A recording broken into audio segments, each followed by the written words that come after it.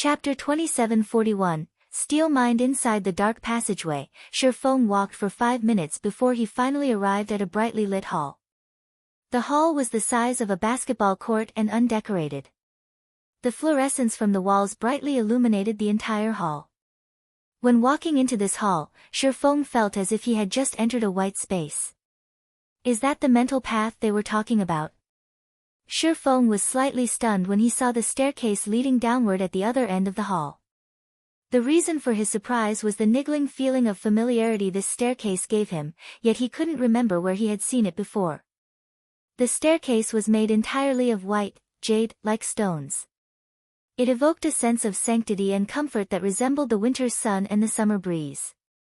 Moreover, this sensation grew increasingly stronger, the closer he got to the staircase. He even had the urge to dash toward it. The moment Feng set foot on the white staircase, an indescribable comfort spread throughout his body. For a moment, he felt as if he had been reborn. However, immediately afterward, he felt as if someone had just smashed a hammer straight into his brain. His thoughts became paralyzed momentarily, and he felt as if his soul was about to leave his body. He even staggered as he briefly lost control over his body. So, this is the mental path. After backing up into the hall, Feng stared at the white staircase in disbelief. The strength of its mental assaults is even more frightening than Light-Forged City's divine statues.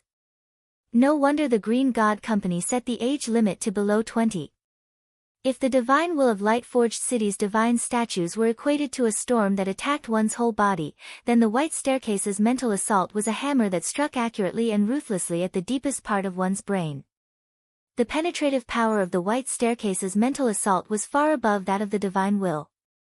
During the time Feng was marveling at the staircase's mental assault, the Green God Company's newcomers had entered the hall one after another. That person is still here, as expected. Of course. Does he think the mental path is so easy to traverse? If it were that easy, there wouldn't only be 3 to 5 people gaining identification in the upper zone every year, but thousands instead. I wonder how far I can get this time. When the newcomers saw Feng standing idly before the mental path, they didn't find his reaction surprising at all. When they first set foot on the white staircase, they, too, had been shocked by its power. Moreover, the staircase's mental assault truly hurt. It hurt so badly that they couldn't even scream. If possible, they wouldn't want to experience such a feeling a second time. However, someone among the new arrivals this time might actually make it through, a 19-year-old girl in white clothes said. Looking at the white staircase, she sighed ruefully and continued, in comparison, this is my last chance. If I don't get through this time, I can only mingle in the city. You're talking about that special enrollment, right? A long-haired girl of similar age said as she looked at a 17-year-old boy with short hair nearby. How frustrating. The company recruited him just a few months ago, yet he can already participate in the assessment. The company's executives have a high opinion of him. It really makes you wonder if his head is made of stone. He actually shows no reaction to the mental assaults. Who else? The white-shirt girl retorted. When she looked at the skinny, short-haired boy, indescribable envy filled her eyes. If I had half his talent, I might be able to pass the assessment this time. People like him are bound to become internal members of the company. His looks are fine too. Licking her lips, the long-haired girl said, I heard he still doesn't have a girlfriend. If we seize this opportunity, we might have a chance to enter the upper zone as well. As the two girls whispered to each other, the skinny boy, the boy in question stepped onto the white staircase. The next moment, the boy descended the staircase one step after another at a uniform speed. From beginning to end, he showed no response to the staircase's mental assaults. It was as if the mental assaults didn't even exist. The boy's calm performance immediately took the breaths of the newcomers inside the hall. No way. He really isn't reacting at all. Is his brain made of metal? When the lanky youth remained unfazed even after descending over 100 meters, both the newcomers in the hall and Feng couldn't help their surprise. With such a performance, his concentration standard should be at Tier 4 already. Feng already had a clear grasp of the White Staircase's mental assaults. If the mental assault he suffered were several times weaker, it would roughly match the divine statue's mental assault. However, the short-haired boy actually remained unfazed by such a mental assault. This showed that the mental assault's intensity was well within the limit of the boy's mental fortitude. Even Violet Cloud did not possess such frightening mental fortitude. Hee. Shocked, right? Karue, who had just arrived in the hall, giggled as she looked at the short-haired youths departing back. I already told you to be careful. This mental path isn't as simple as you think it is. As for that boy you saw, he's Yen Wuming, a peerless talent the Green God Company went to great lengths to discover. The company considers him the best talent of the past few decades. Even my elder sister is far behind him. Yen Wuming. Feng suddenly recalled something. He is that Yen Wuming. That's right. He's Yen Wuming. What's the matter?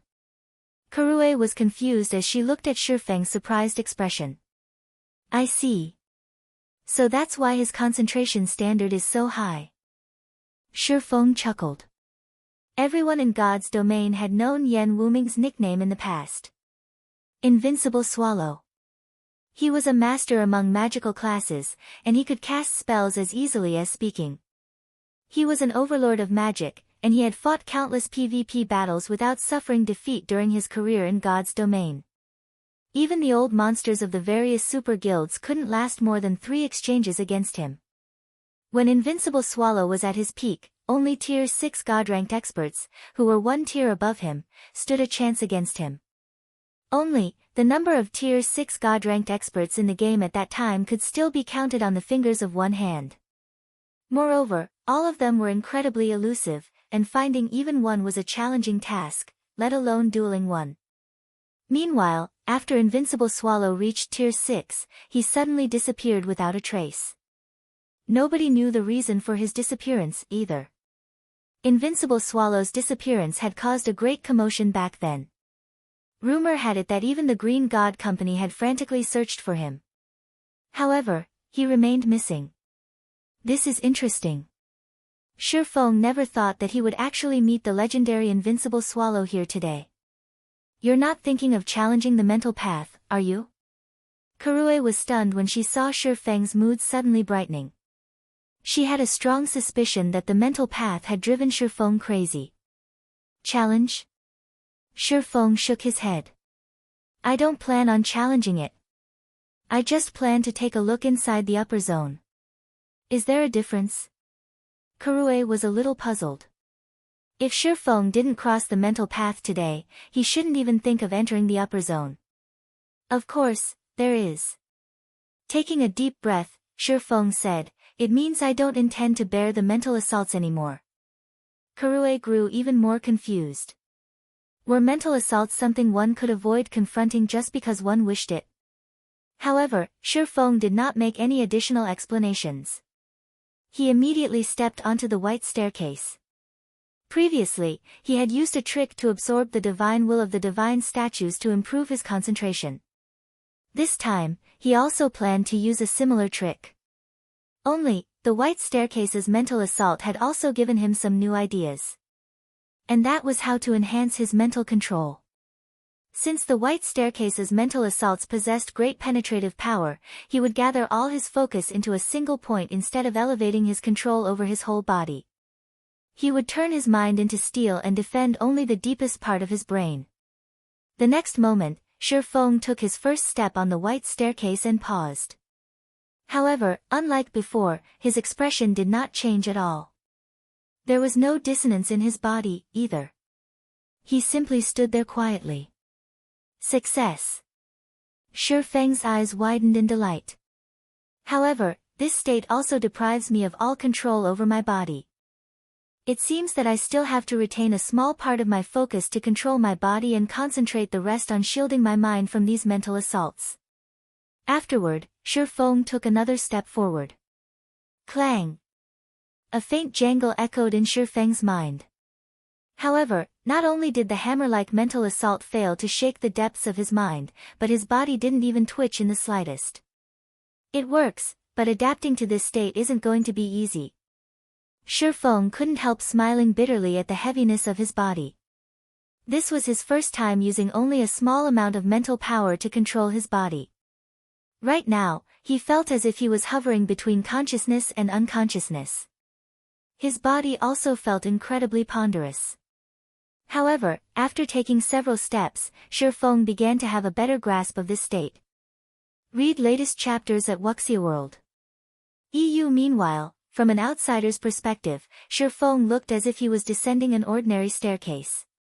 He showed no reaction whatsoever to the white staircase's mental assaults.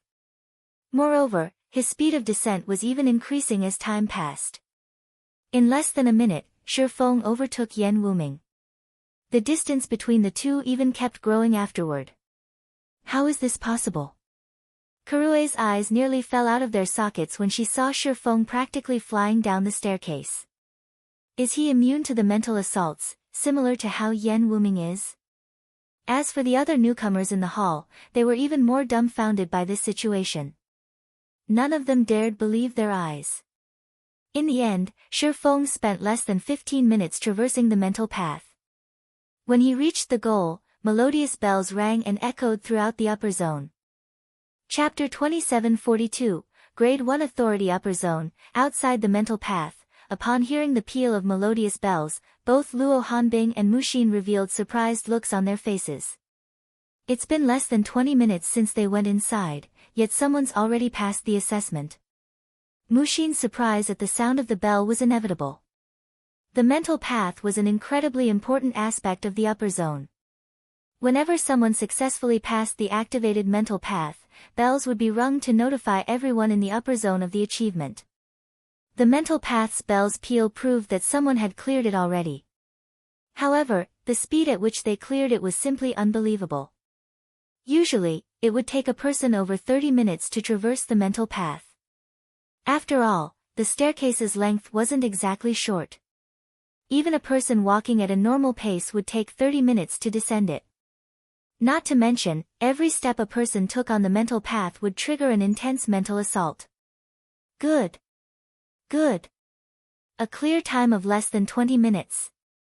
It seems the higher-ups were right about that kid. He really is a monster. Luo Hanbing grinned in satisfaction.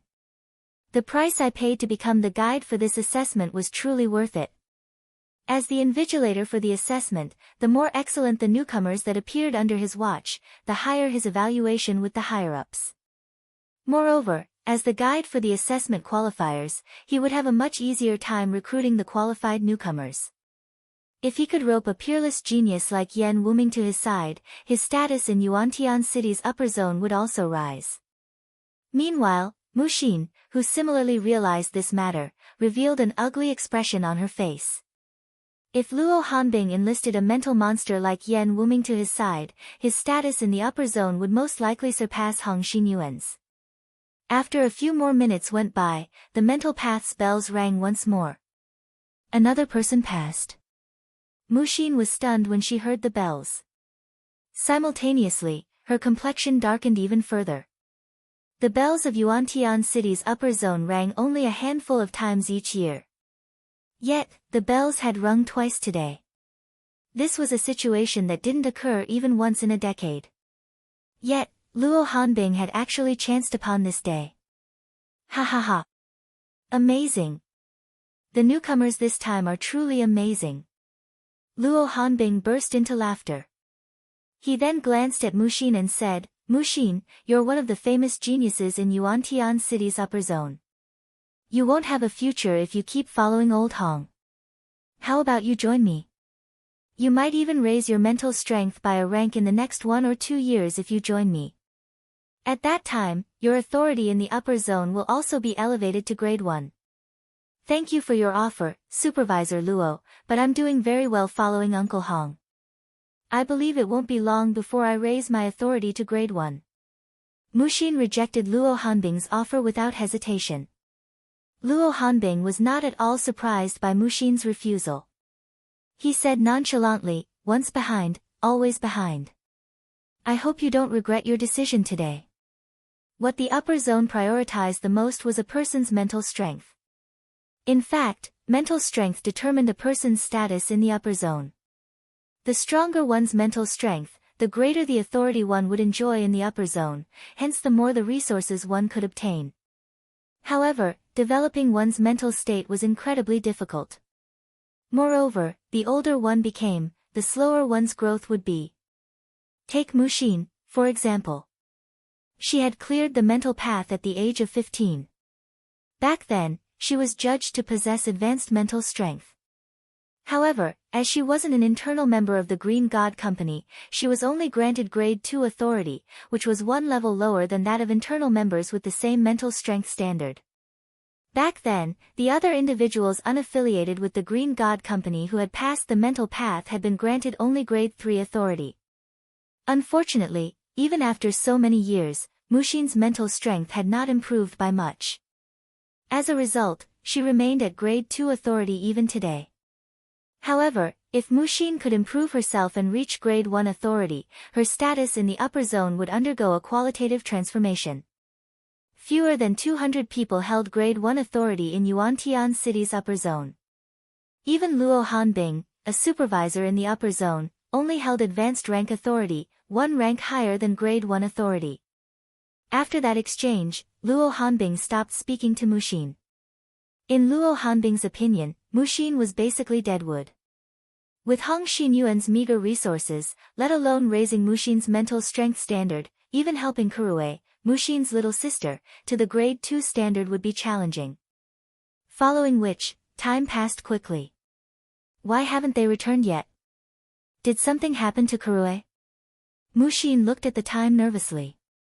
While Kurue wasn't immune to the mental path's effects, with her past experiences, she shouldn't have any problem dealing with the mental assaults anymore. The pain inflicted by the mental assaults should be well within her range of tolerance. It's been almost an hour now, yet they still haven't come out. They must have met with an accident, Luo Hanbing said as he glanced at his watch. Sneering, he continued, I warned him that he'd get hospitalized if he wasn't careful. Youngsters nowadays really don't know how to listen to advice. It's a pity, but they'll have to stay in there for a few hours. Did something really happen? Mushin's complexion turned pallid. The mental path's activation and deactivation processes were very tedious. Even someone with special privileges would need 2 or 3 hours to power it down. If Feng and Kurue collapsed and remained in the mental path for such a long period, they would be fortunate to get away with just 1 month of hospitalization. If their condition was serious, they might end up with their future progress cut short. Just when a wave of panic overwhelmed Mushin, the quantum watch on her wrist suddenly rang, notifying her of a call. Meanwhile, the caller was none other than Kurue. Kurue, what's the situation on your side? Mushin couldn't help getting angry when she saw Kurue's face on the screen. Why haven't you come out yet? Sis. That's not important anymore. A major event happened on the mental path. Kurue said excitedly. A major event? What is it? Are you talking about the two that passed the mental path? Mushin couldn't help feeling frustrated at Kurue's words. She couldn't believe her little sister was in the mood to care about incidental matters in this situation. Yes, Feng actually passed the mental path. Kurue said, her eyes filled with excitement. Everyone in the hall got a shock. Afterward, I had to hurry through to get to the communication area. I'm dead tired after that trip. Feng passed the mental path. Mushin suddenly felt that her brain was somewhat lacking in processing power. Feng was undoubtedly over 20. Meanwhile, in the history of Yuantian City's upper zone, no one past the age of 20 and under the age of 25 had ever managed to conquer the mental path. Michum. I knew you wouldn't believe me. Here, take a look for yourself. He's here with me, Kurue said as she adjusted the camera angle to capture Feng, as well as Yen Wuming, who was glaring at Feng with eyes brimming with fighting spirit. Bye-bye. We're going to enter the upper zone now. After Kurue finished speaking, she promptly disconnected the call, leaving her elder sister in a daze. Impossible. Luo Hanbing was dumbfounded when he overheard Mushin and Kurue's conversation. That kid is already over 20. How can he possibly get through the mental path? No sooner had Luo Hanbing thought this than a notice popped up on his quantum watch. The next moment, his quantum watch projected a holographic table containing the data of the mental path's qualifiers this time. First, Feng clear time, 13 minutes 41 seconds age, under 25 years old affiliation, non-member mental strength appraisal, special grade upper zone authority, grade 1 second, Yen Wuming clear time, 18 minutes 33 seconds age, under 20 years old affiliation, internal member mental strength appraisal, advanced grade upper zone authority, grade 1 special grade. Muxin was dumbfounded when she saw the tabulated data. Although Feng's performance in God's domain was indeed astonishing, she never imagined his mental strength would be equally astonishing special grade. This was a mental strength she was striving to attain. However, no matter how much effort she put in, she remained far from reaching this standard. At some point, she had even begun losing hope of further progress. Damn it! How could this be? Luo Hanbing's face turned ashen when he saw the results. He had inadvertently offended a monster. Moreover, Feng evidently had deep ties with Hong Xinyuan. Meanwhile, inside the mental path's innermost section, Feng and the others were riding a platform descending deep into the ground. The gravity here is getting stronger. Feng discovered that as he got deeper into the tunnel, the gravity his body experienced intensified. In less than 10 minutes riding the platform, the gravity he experienced had already doubled. After the moving platform exited the tunnel, Feng was immediately dumbfounded. However, his surprise wasn't just because the gravity here was 3 times stronger than that of the outside world. Instead, it was because there was actually a levitating mountain beyond the tunnel. This mountain's radius exceeded 10 kilometers, and there were several levitating escalators leading up to this mountain. Read latest chapters at Wuxia World. Many tall buildings stood on this levitating mountain. Clouds and mist shrouded its peak, preventing anyone from catching a clear glimpse of it. Overall, the mountain looked like a paradise on Earth. Well? Stunned, right? The shocked expression on Feng's face delighted Kurue. Anyone visiting the upper zone for the first time would never think that the upper zone would be underground, much less there being such an unimaginably huge space deep underground. Indeed, it is incredible, Feng admitted. He had never heard of or seen such a unique space before. It was no wonder those who knew of the upper zone's specifics would be so desperate to live here. Just breathing the air here gave him a refreshing feeling. If he could reside here long-term, achieving longevity indeed wouldn't be a dream. When Kurue saw that the moving platform had stopped at the foot of the mountain, she promptly opened the platform's gate and stepped off the platform. However, when she saw that Feng remained standing idly on the platform, she urged him excitedly, "Quick! You have grade 1 authority now. Let's go to the registration office and take a look. There might be some good rewards waiting for you." Chapter 2743, Astonishing Upper Zone. Feng was curious about the upper zone. Hence, he did not hesitate to respond to Kurue's urging. However, just as he was about to step off the platform, a voice came from behind him. "Wait a minute." The owner of this voice was none other than the short-haired youth, Yen Wuming. "What do you want?" Feng asked, puzzled. Feng was relatively curious about Yen Wuming's existence, as well. In the past, Yen Wuming had been a high and mighty existence in God's domain, like a god of war that overlooked all life. Yet, now, he was only a young boy, a boy whose eyes blazed with intense fighting spirit as he looked at Feng. "What's your name?" Yen Wuming asked. Feng responded curtly. Feng. I'll remember that." Yen Wuming silently repeated Feng's name in his mind several times. He then looked at Feng and said earnestly, "Although I lost to you in the mental strength competition today, I will quickly reach the special grade standard. I will challenge you again at that time." "Challenge me?"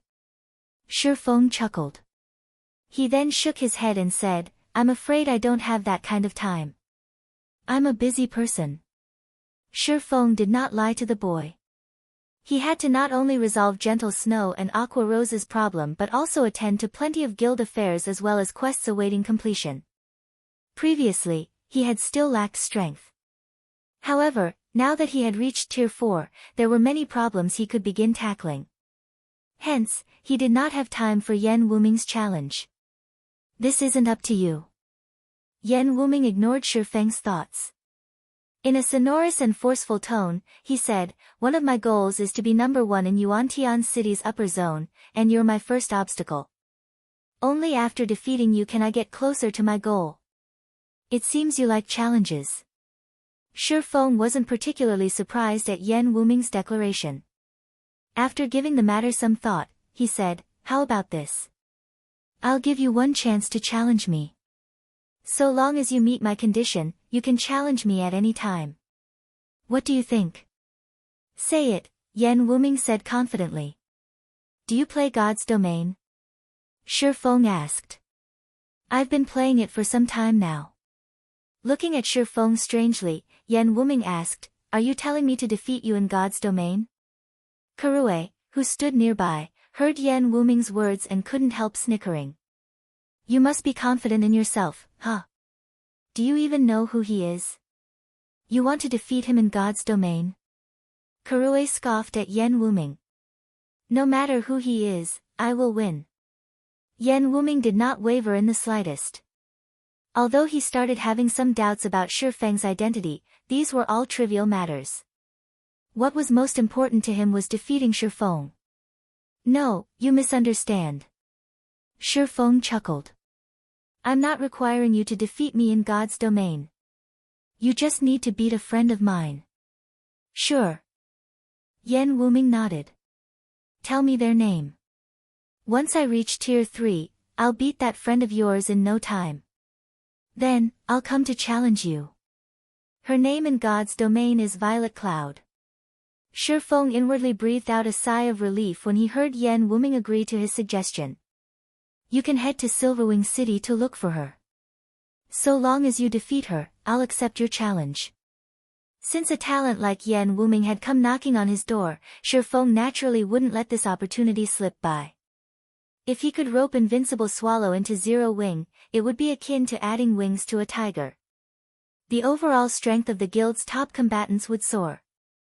"No problem. I'll seek her out afterward." Yen Wuming responded without hesitation, his expression still as confident as before. However, after hearing Shi Feng's suggestion, Kurue looked at Yen Wuming with slightly different eyes. Now, there was a hint of pity in her gaze. "I hope you don't despair too much when you meet with Violet Cloud," Kurue silently prayed for Yen Wuming. Kurue had witnessed Violet Cloud in action. Even the old monsters of super guilds couldn't outmatch her. In fact, even mythology's divine spear demon only managed to fight her to a draw. At this time, there were most likely only a handful of people capable of defeating Violet Cloud. "Let's go." Shi Feng couldn't help shaking his head and chuckling when he noticed Kurue secretly praying for Yen Wuming. He then walked toward the distant street. When Shi Feng said he would get himself registered now, Kurue's face immediately shone with excitement. She then dragged Shi Feng toward the tallest building, situated at the foot of the mountain.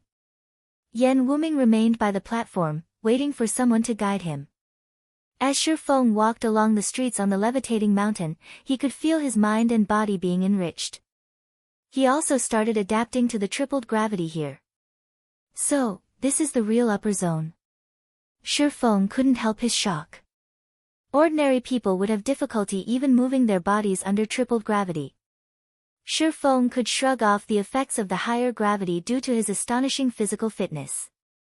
Even so, he still felt very uncomfortable in such an environment.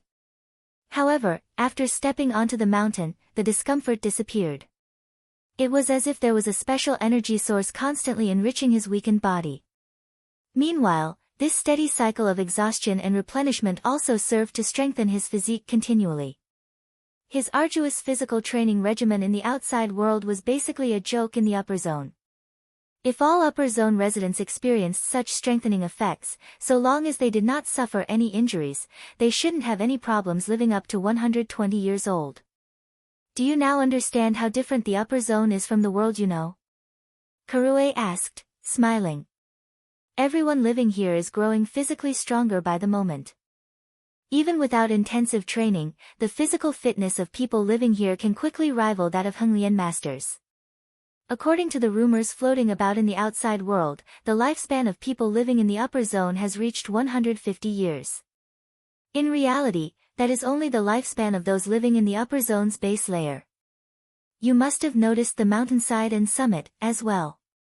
Those are the middle and top layers. The people residing there possess truly astonishing physical fitness and lifespans. The average lifespan in the middle layer is 180 years, while in the top layer, it's 200 years. This is already beyond human limits. In ancient times, 200 years was already enough for a change in dynasties. On the other hand, those living at the top would only be entering their prime after reaching 120 years old. Speaking up to this point, Karue gazed at the mountaintop, full of yearning. The upper zone's houses are stratified? Feng asked strangely. Of course. There is only so much space on this mountain. Even with the Boulder Corporation's wealth and status, we can only live in the base layer. The middle layer isn't a place one can live in just by having wealth and status, Karue grumbled in frustration. If you want to live in the middle layer, your authority in the upper zone must reach a certain level. For example, you currently already have Grade 1 authority. Grade 1 authority is the highest authority available in the base layer. If you manage to elevate your authority level to advanced grade, you can live in the middle layer. What do you mean by these authority levels? Feng asked in confusion. He roughly understood the purpose of the upper zone's authority levels. However, he still didn't know the exact details. Right, I haven't told you the details yet. After a slight pause, Karue continued, money and status are the least important things in the upper zone. What's most important is your mental strength and authority level. Authority in the base layer is divided into 3 levels. The higher your authority, the better the items you can buy in exchange from the Green God Company. You can think of the upper zone as the Green God Company's trading market. Grade 3 authority is the lowest, and the items you can purchase at this authority level are also of the most inferior quality. However, it is still many times better than what people without authority can get. At the very least, you have the right to purchase basic housing in the base layer. You won't need to pay astronomical prices to rent a house. After reaching Grade 2 authority, you can purchase items that normally are not available in the outside world, for example, the life potion that only appears during the Green God Company's auctions. At Grade 2 authority, you can also purchase villas in the base layer and have an independent private space. At Grade 1 authority, things start to get amazing. Not only will there be more items available for purchase, but you can also participate in the Green God Company's contribution competition, which takes place every 3 months.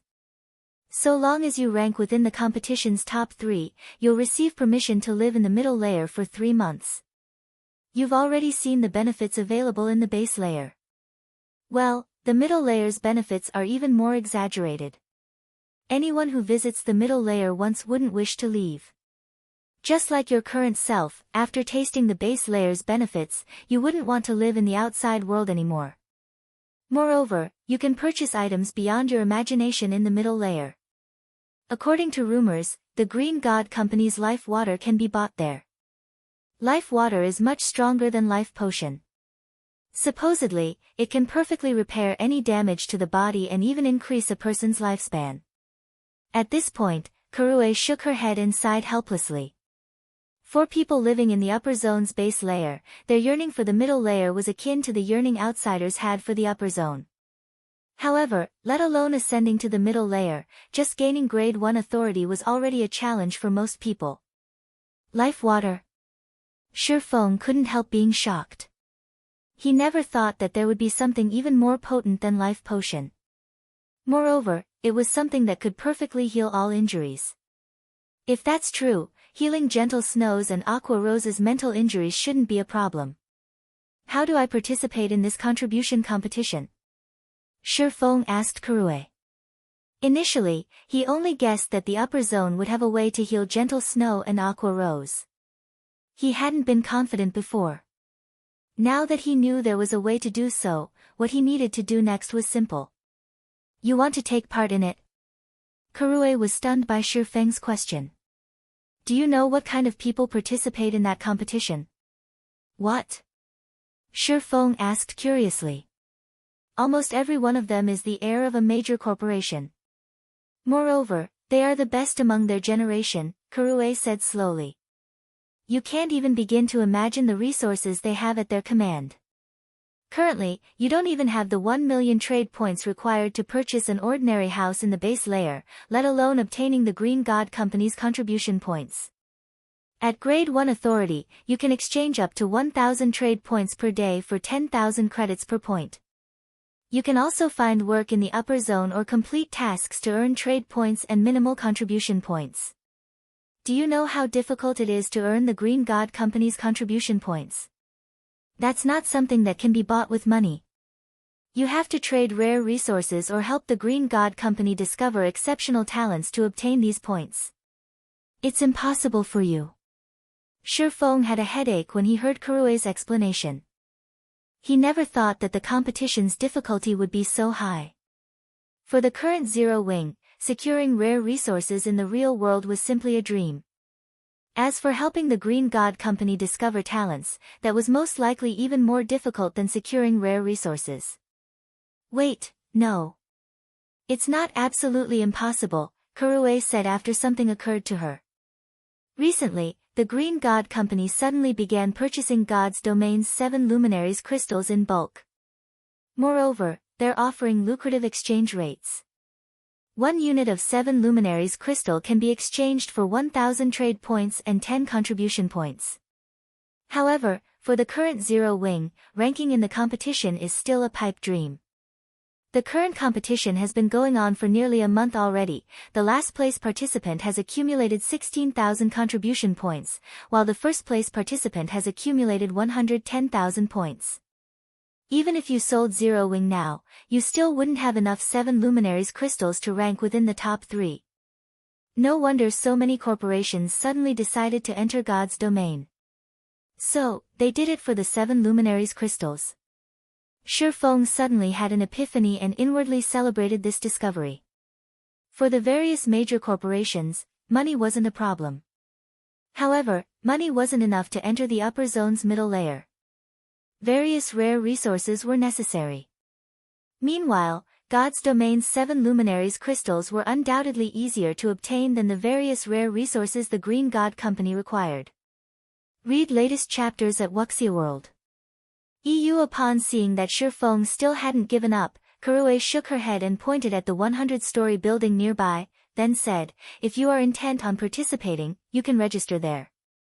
The staff at the registration area will tell you how exactly you can acquire contribution points.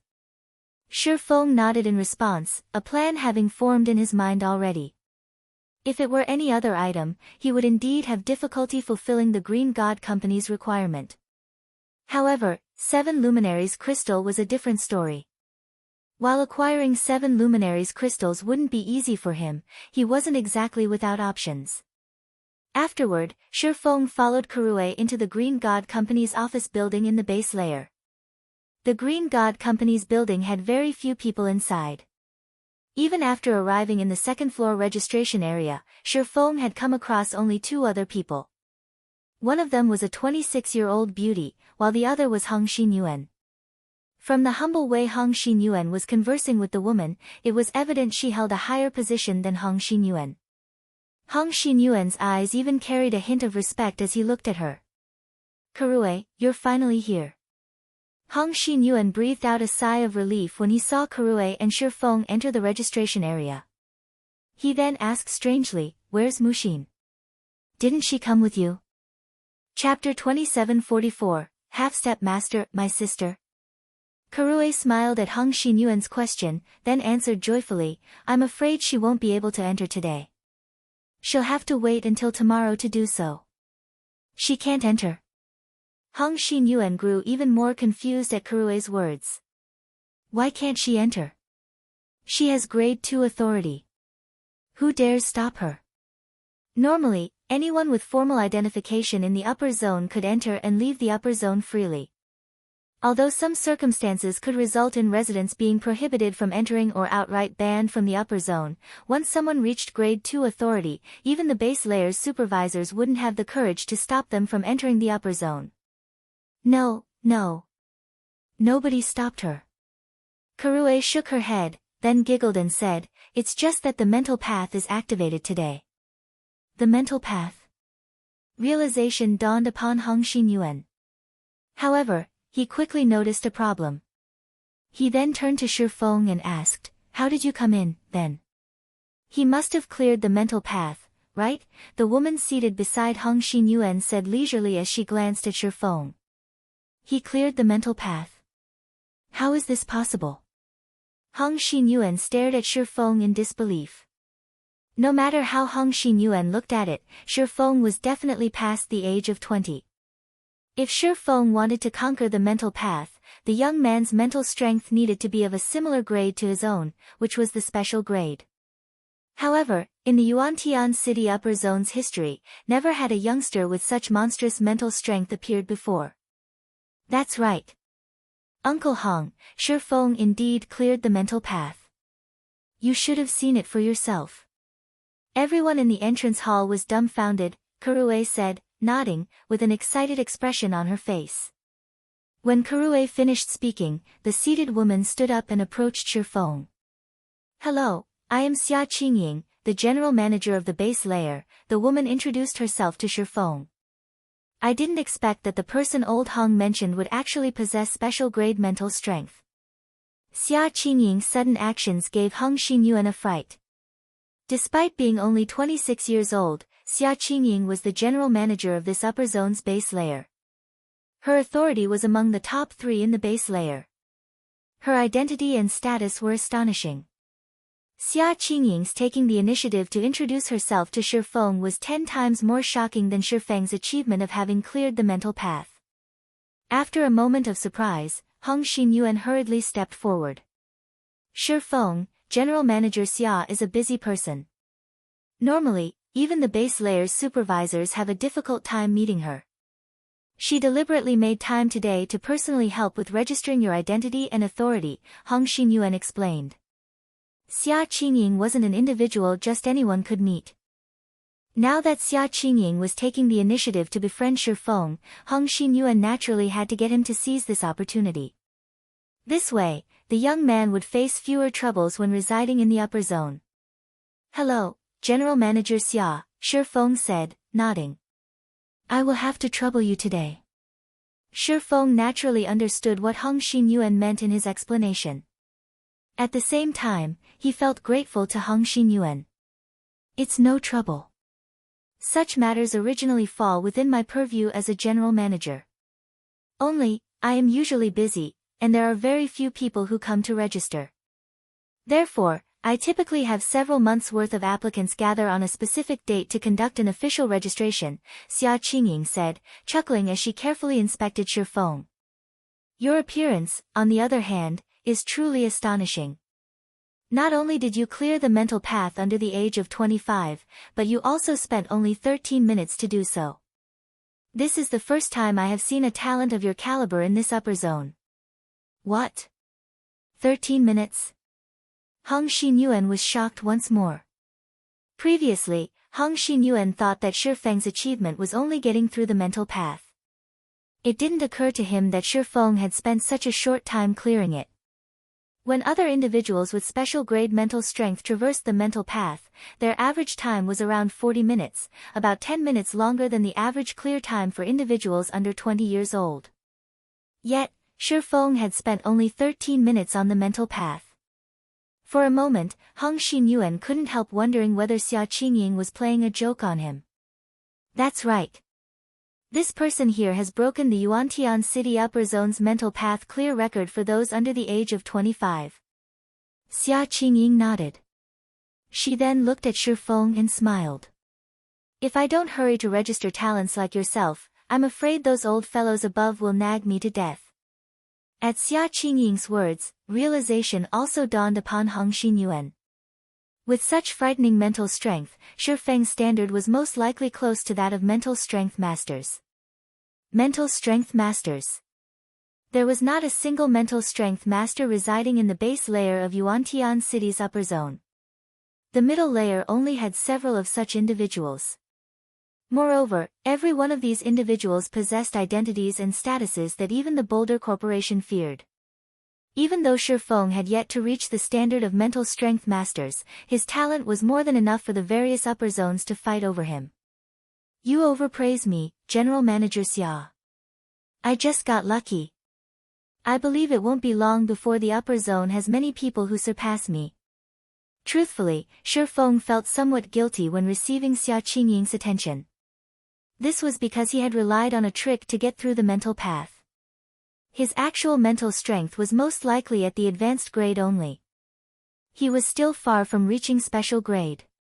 By his estimates, a special grade mental strength should be equivalent to a near Tier 5 concentration standard in God's domain. However, his current concentration standard was only at the intermediate Tier 4 standard, which was still far from the Tier 5 standard. We've talked for quite some time now. We should get on with official business, Xia Qingying said, changing the topic after seeing Feng at a loss in this situation. Smiling, she continued, the formal registration for identification is simple. I only need to scan you with a device, and you'll become an official member of Yuantian City's upper zone. The troublesome part is deciding what rewards should be given to you. Aren't the rewards for clearing the mental path fixed? Feng asked curiously. Previously, he heard from Karue that anyone who successfully cleared the mental path would receive 10,000 trade points and 1 life potion from the Green God Company. The life potion aside, just the trade points awarded were already significant. In the upper zone, trade points were as important as credits in the outside world because all transactions within the upper zone were conducted using the Green God Company's trade points. Moreover, depending on one's authority level, the number of trade points one could exchange for would differ. People without authority could exchange for only 100 trade points per day, while Grade 3 authority could exchange for 200 points, Grade 2 for 500 points, and Grade 1 for 1,000 points. Hence, while one trade point was equivalent to 10,000 credits in the upper zone, 10,000 credits were not necessarily equivalent to one trade point. There were some people who could make a fortune just by reselling their trade points. However, those who would actually do this were generally crazy, and the various corporations operating in the upper zone were more than happy to see such fools. After all, a standard meal prepared by the Green God Company already cost 30 trade points. People without authority could have only 3 standard meals per day. That was equivalent to 300,000 credits per meal. Just hearing about this made Feng think that the upper zone was really a different world from the world he lived in. Although his physique had improved significantly and he now required higher quality food to support his body, 300,000 credits could still buy him several months' worth of food. However, in the upper zone, he could only get 1 meal for such a sum. Meanwhile, this was only board. There were also many training facilities in the base layer for rapidly improving physical fitness and even facilities that helped improve mental strength. All these facilities cost trade points to use. Basic training facilities cost 20 points per hour, while advanced training facilities cost 50 points per hour. It was no exaggeration to say that only people with Grade 2 authority or higher could satisfy their daily needs in the upper zone. Of course, so long as one had sufficient authority, one could also accept work from the Green God Company to earn some points and maintain their daily lifestyle in the upper zone. Take Feng, for example. With 0 wings fortune, he was basically a pauper who couldn't afford even ordinary housing. Hence, 10,000 trade points was a huge fortune to him. It's fixed, but that reward is only meant for those under the age of 20, Xia Qingying said, nodding. There is no fixed reward for people who clear the mental path above the age of 20 and under the age of 25. Not to mention, you managed to break the under 25's clear record. Can I ask for life water, then? Feng couldn't help asking. Life water? Xia Qingying smiled all of a sudden. Do you know that life water is incredibly precious even in the Green God Company? Even if you become a mental strength master at your age, obtaining a bottle of life water wouldn't be easy. The standard price of a bottle of life water is 1 million contribution points, in addition to 30 million trade points. It's that expensive? Feng was surprised by Xia Qingying's words. Expensive? Shaking her head, Xia Qingying said with a smile, life water is one of the Green God Company's greatest masterpieces. Although it can't bring the dead back to life, so long as a person still has a breath in them, they can recover from all injuries completely over time. Life water can even extend a person's lifespan and allow them to maintain youthful vitality for another 60 years. 60 years is already close to a lifetime for ordinary people. Meanwhile, not only does life water allow you to live for an additional lifetime, but you will also retain your youthful vitality throughout this period. Do you still think it is expensive? Feng couldn't refute Xia Qingying's words. In fact, he even strongly agreed with her. For the leaders of the various international corporations, money was inconsequential. They could quickly earn it back even if they lost it. However, they had only one life to live.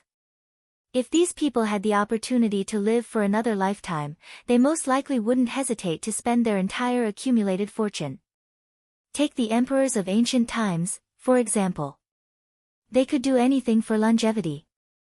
Meanwhile, since Feng was so interested in life water, Hong Xinyuan couldn't help advising him, Feng, you should stop thinking about life water.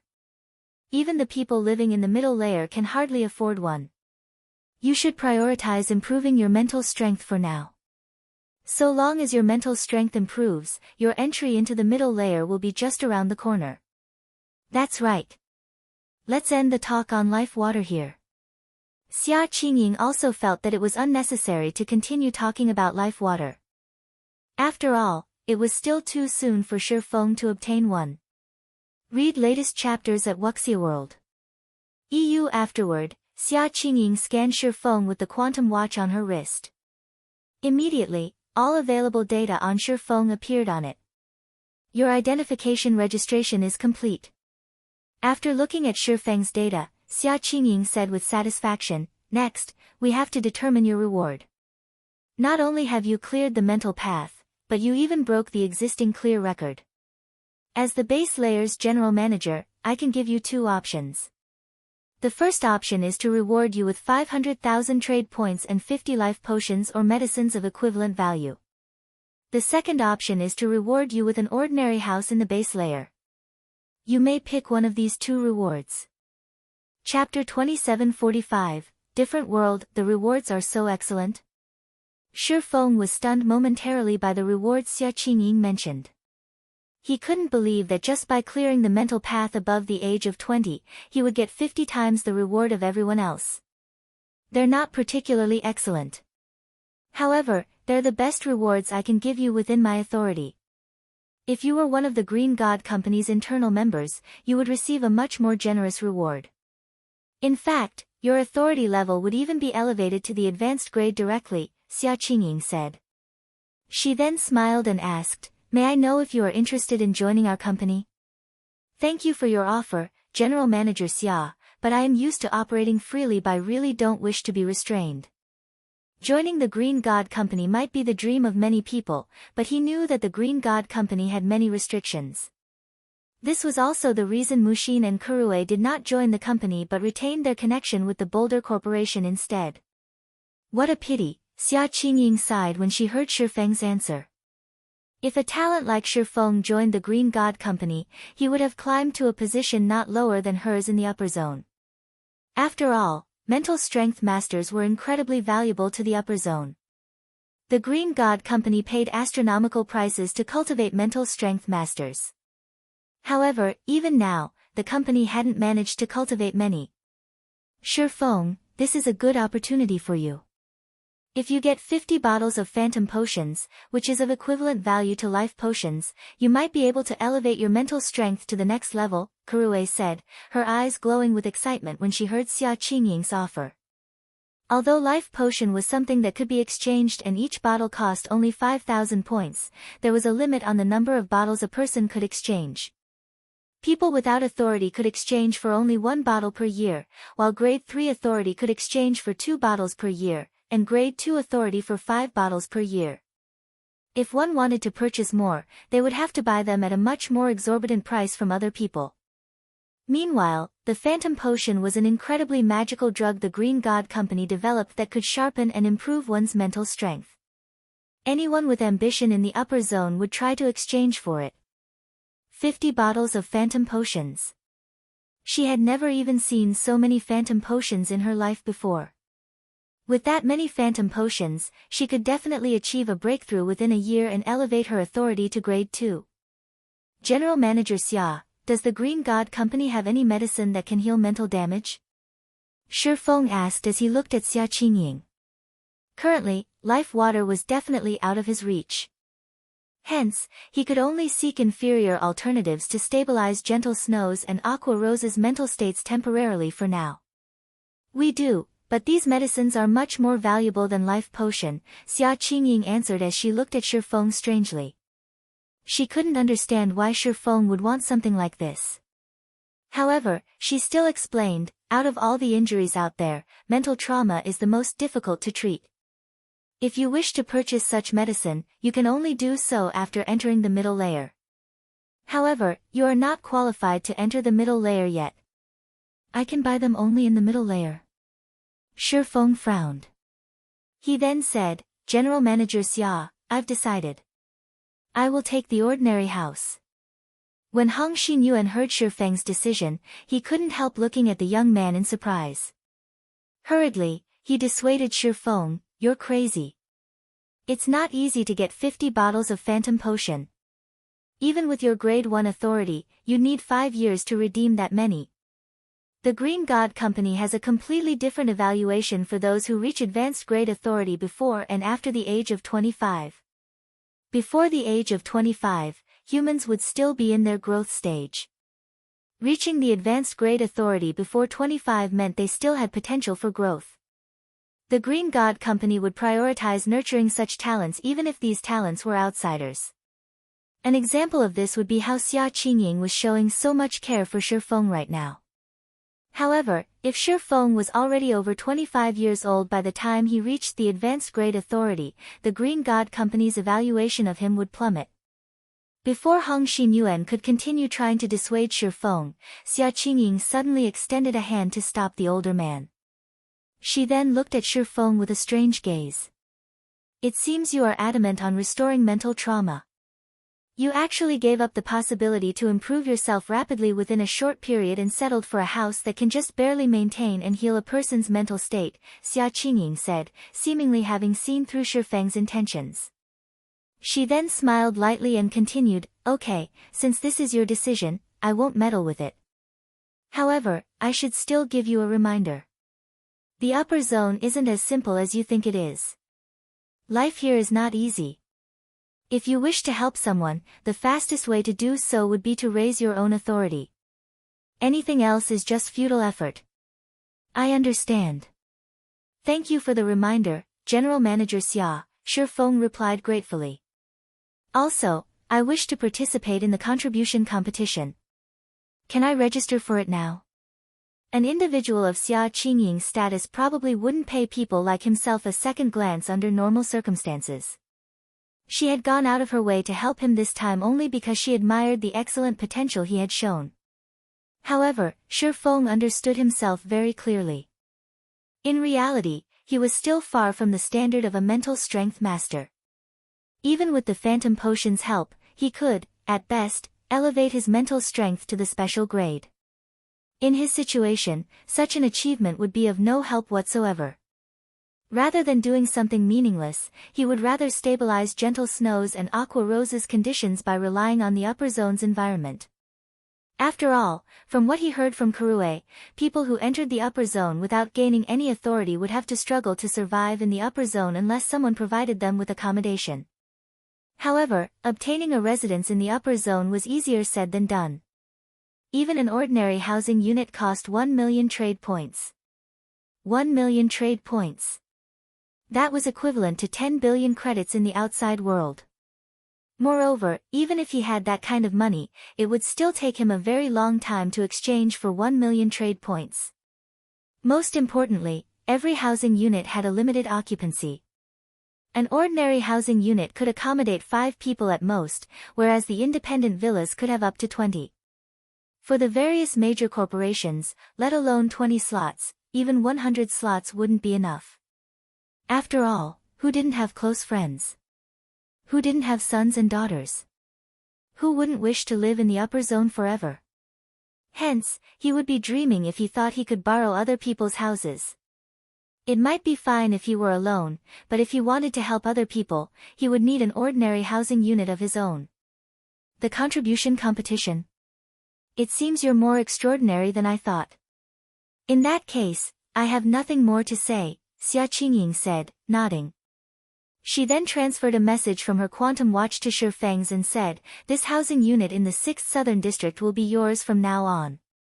Feng was overjoyed when he saw the information displayed on his quantum watch.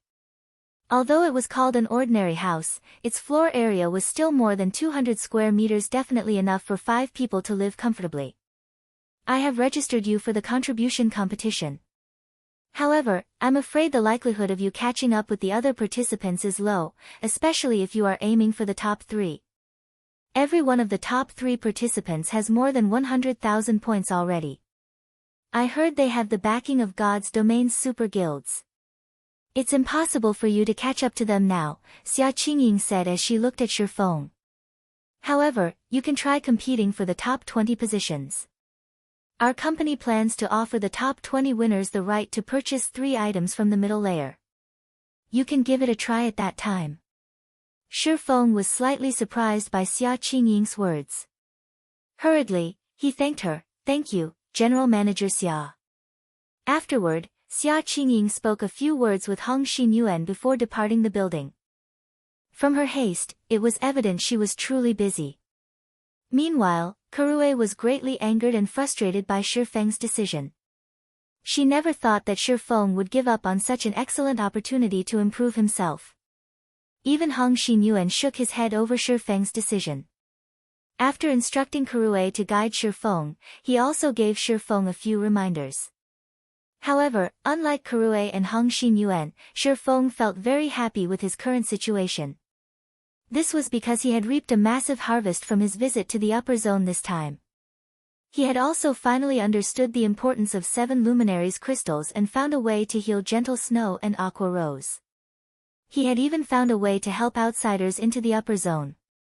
Once his authority reached the advanced grade and he entered the upper zone's middle layer, he could spend 100,000 contribution points to exchange for 1 upper zone reserve slot. While he could exchange for only 3 slots per year with this method, this was still good news for him. After all, his goal wasn't simply to live in the upper zone by himself. As the sun set, Kurue brought Feng to his residence in the 6th Southern District and left without saying a word, evidently unhappy with Feng's decision. This left Feng standing alone in front of the residential building's entrance. Isn't this house a little too amazing? Feng was stunned when he entered Unit 02 on the 35th floor. Not only was the housing unit fully equipped with smart facilities, but it even boasted a comprehensive array of exercise equipment. After entering the house, Feng also felt much more comfortable than before, as if his whole body was soaked in a nutrient solution, and he could continuously improve his physical fitness even without doing any training. His brain also felt clearer than ever, like when he was in a mana-rich environment in God's domain. Moreover, every bedroom in the house was equipped with a state-of-the-art fearless virtual gaming cabin, something even more amazing than the virtual gaming cabin Silverwing had purchased. According to Feng's memories, the fearless virtual gaming cabin was a model that would appear in the outside world only 3 years later. The fearless cabin did not just allow players to fully immerse themselves in God's domain. It also improved the player's sensitivity. In particular, the cabin improved mana sensitivity by at least 20% and allowed players to exhibit 100% of their mental strength in God's domain. Back when the fearless cabins were first released to the public, the various corporations had fought over them frantically. Each unit had sold for at least 100 million credits. Moreover, the fearless cabins were always in short supply. Even 10 years after God's Domain's launch, first-rate guilds could only afford to supply their executives with fearless cabins. The situation of second-rate guilds had been even worse. Even a guild leader like Feng did not get to use a fearless cabin. I never dreamed I would have the opportunity to experience the fearless cabin in this life.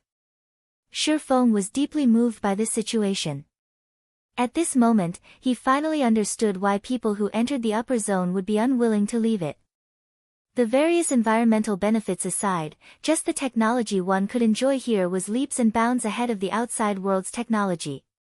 Read latest chapters at Wuxia World. A 20% increase to mana sensitivity. Even ordinary Tier 3 experts would experience a huge boost in combat power if they received such an improvement, what more peak experts and apex experts. The increase in mana sensitivity would also help players tackle their future promotions. After all, mana was the foundation of everything in God's domain. The more one understood about the operation and control of mana, the stronger one would become. It seems I should have Gentle Snow and Aqua Rose come over as soon as possible. These fearless cabins alone could increase their chances of reaching Tier 4 by at least 10%. As Feng looked at the pitch-black gaming cabin that was the size of a double bed, many thoughts and plans ran through his mind. After he gained a rough understanding of the house's functionality, he hopped into his fearless cabin without hesitation, intending to experience the effects of this legendary gaming cabin properly.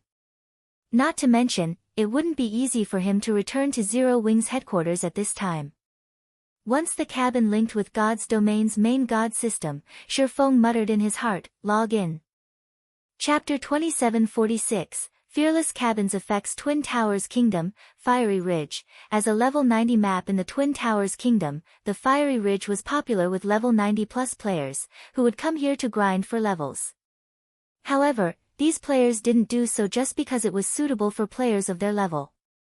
Instead, it was also because the Earthfire Pterodactyl, a level 96 world boss, would appear in the Fiery Ridge from time to time. Compared to other world bosses, the Earthfire Pterodactyl was much easier to raid. So long as players met the high requirement for fire resistance, even a 100-man team made up of Tier 3 players could take it down. Hence, while grinding for levels in the Fiery Ridge, the various large guilds' newcomers would also check whether the Earthfire Pterodactyl had respawned. If the world boss had respawned, they would notify their guilds immediately, and their respective guilds would send a team to raid it.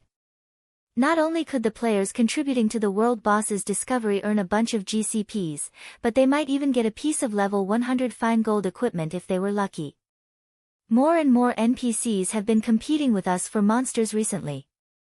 Fortunately, this place is quite far from NPC cities, and there aren't any villages or towns nearby. Otherwise, we would lose even this leveling spot, a level 97, Tier 2 shield warrior said. As he looked at the corpses of a dozen level 95 chieftains and one level 96 lord before him, he couldn't help sighing ruefully.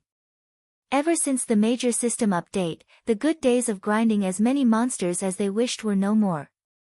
Now, NPCs were frequently seen hunting monsters in groups in almost all leveling maps. Moreover, these NPCs would generally be 10 levels higher than the map they were grinding in. They also boasted enviable weapons and equipment, with even the lowest quality piece being at the dark gold rank. Many of these NPCs even wielded epic weapons. As a result, almost no player would dare mess around with these NPCs. Indeed, we are lucky. According to some of the Tier 3 big shots in the guild, level 100 neutral maps are infested with level 130+, Tier 3 NPCs. There are more NPCs than monsters in some places. This forced the others in the guild to travel to farther locations. Now, their travel time is twice as long as before, a level 91, Tier 2 oracle commented. However, this is also our chance. Now that the leveling speed of players under level 100 is much faster than of players above level 100, if we catch up to the average level of the mainstream players and get promoted to Tier 3, we'll be set for life, a level 95, Tier 2 ranger said excitedly. Although God's Domain had been popular since its early stages, it wasn't as popular as it was now. At present, almost nobody in the real world did not know of God's Domain's existence. Meanwhile, the competition in God's domain was intensifying by the day. Now, reaching level 100 and entering level 100 neutral maps was akin to going from a normal mode dungeon to a hell mode dungeon. The difficulty of leveling up increased drastically. Although this was bad news for mainstream players, it was undoubtedly good news for newcomers like themselves. As they had joined God's domain much later than mainstream players, they had missed out on plenty of opportunities during the game's early stages. Now was the perfect opportunity for them to catch up. At present, the various guilds were frantically recruiting Tier 3 experts, with some guilds even promising a considerable monthly income. Some students that played God's domain were currently earning more money than society's white-collar elites. This situation drew more and more working-class members and elderly people into joining God's domain to earn extra income to subsidize their living expenditures. As the members of this six-man party were conversing among themselves, a sudden shockwave swept over them. Boom! The intense shockwave made the surrounding trees sway and shake. Even the earth shuddered slightly. What's going on? The level 97 Guardian Knight looked toward the shockwave's source in astonishment. However, before anyone could react to the situation, a high-pitched noise forced the six players to shield their ears. "This is definitely the Earthfire Pterodactyl's screech," the young ranger said, his eyes glowing. So long as they reported this piece of news back to the guild, they would make a great contribution. "The Earthfire Dragon should be in that location," the Guardian Knight said, pointing toward a valley in the west. "Quick! This thing won't wait for anyone." After briefly exchanging looks, the six players dashed toward the valley. Although they didn't know who angered the Earthfire Pterodactyl, all they needed to do now was locate the world boss and wait for the guild to send a Tier 3 team to raid it. As for the possibility of other guilds discovering the Earthfire Pterodactyl first, that did not matter. After all, the level 96 world boss wasn't such a pushover that Tier 2 players could take it down, especially after monsters in God's domain gained a semblance of sentience. Now, smarter monsters would even flee for their lives when the situation looked bad for them. The process of chasing these monsters down would be incredibly troublesome and time-consuming. This would give their guild's Tier 3 team more than enough time to arrive. The Earthfire Pterodactyl's screech attracted player teams to its location in the dozens. All of these teams reported the world boss's appearance to their respective guilds, and they were all adamant in securing the Earthfire Pterodactyl's kill. After all, as a world boss, the Earthfire Pterodactyl's loot was extraordinarily good. It would drop not only inferior legendary materials but even epic weapons and equipment that could be used up to level 120. If one were lucky, one could even get fragmented legendary items. Less than a minute after these dozens of teams began running, they arrived before the valley where the pterodactyl was. However, when these teams saw the Earthfire Pterodactyl, they gasped involuntarily. The world boss before them right now was completely different from the Earthfire Pterodactyls they had seen before. Why is this Earthfire Pterodactyl so big? Why does it have 9 HP bars? A 50-meter-tall pterodactyl was hovering inside the valley. The pterodactyl's body burned with ethereal flames, and its flapping wings generated powerful gales that shredded the surrounding terrain. Just its roar was enough to send players stumbling backward. It had transformed the environment into a scorching field that could burn players with fire resistance below 400 points to a crisp instantly. Earthfire Pterodactyl, World Boss, Mythic, Realm Lord, level 99 HP 3,300,000,000. The players that arrived before the valley fell into fear and despair when they saw the Earthfire Pterodactyl's massive frame. After all, the world boss had flattened the terrain with just a flap of its wings. At this moment, they would most likely turn into ashes just by approaching the Earthfire Pterodactyl, let alone fighting it. In fact, they even doubted that the Tier 3 players of their respective guilds could go up against this behemoth before them. Wait! It's injured, a level 97, Tier 2 ranger exclaimed after carefully inspecting the Earthfire Pterodactyl. At this Tier 2 ranger's shout, everyone noticed the many bone-deep wounds on the world boss's body. They realized that the world boss had less than half of its HP remaining. While everyone was shocked by the Earthfire Pterodactyl's injuries, a figure suddenly descended toward the world boss from the sky. Not only did this figure send a sword light cutting at the Earthfire pterodactyl's wing, but the sword light even cleaved the ground, opening a 150-yard-long fissure. Immediately afterward, a mind-blowing number appeared above the world boss's head. -5,157,624. Over 5 million damage in one attack. Is he an NPC? No. Although we can't see his information, that person has a player icon above his head. He should be a player. How is this possible? How can a player be so strong? Is he trying to solo the Earthfire pterodactyl? The players present couldn't help gaping when they saw the results of the slash, their minds refusing to believe their eyes. However, before anyone present could snap out of their daze, the figure that attacked the Earthfire pterodactyl executed another slash with his sword. Immediately, a phantom greatsword manifested in the air and sliced down on the world boss's wing. Slash! The next moment, the Earthfire pterodactyl let loose a heaven-shaking shriek as one of its 30-meter-long wings fell to the ground. Golden blood then poured out of the world boss's wound, splashing all over the ground and creating a sea of flames. -31,544,734. The next moment, the Earthfire pterodactyl's HP fell by a visible chunk. Is he even human? He dealt over 30 million damage in one attack. He can't be human. Monster. That person must be a humanoid monster. Everyone present fell into a daze once more when they saw the damage from the unknown person's second attack. Some players even pinched their own faces, thinking that everything in front of them was just an illusion. However, the unknown assailant in the air was not at all surprised at the power of his attack. Sure enough, it's easier to manipulate mana. The burden of using light shadow is even much less. As expected of the fearless cabin. It's no wonder all those superpowers had so many more tier 4 experts than first and second-rate guilds. Feng sighed ruefully as he looked at the dense mana condensed around the abyssal blade. Although the fearless cabin did not improve his basic attributes, it still increased his overall combat power by at least 20%. The refinement in his control over combat techniques and mana techniques was especially notable. With his ability to use 100% of his mental strength, the power of these techniques had risen to a whole new level.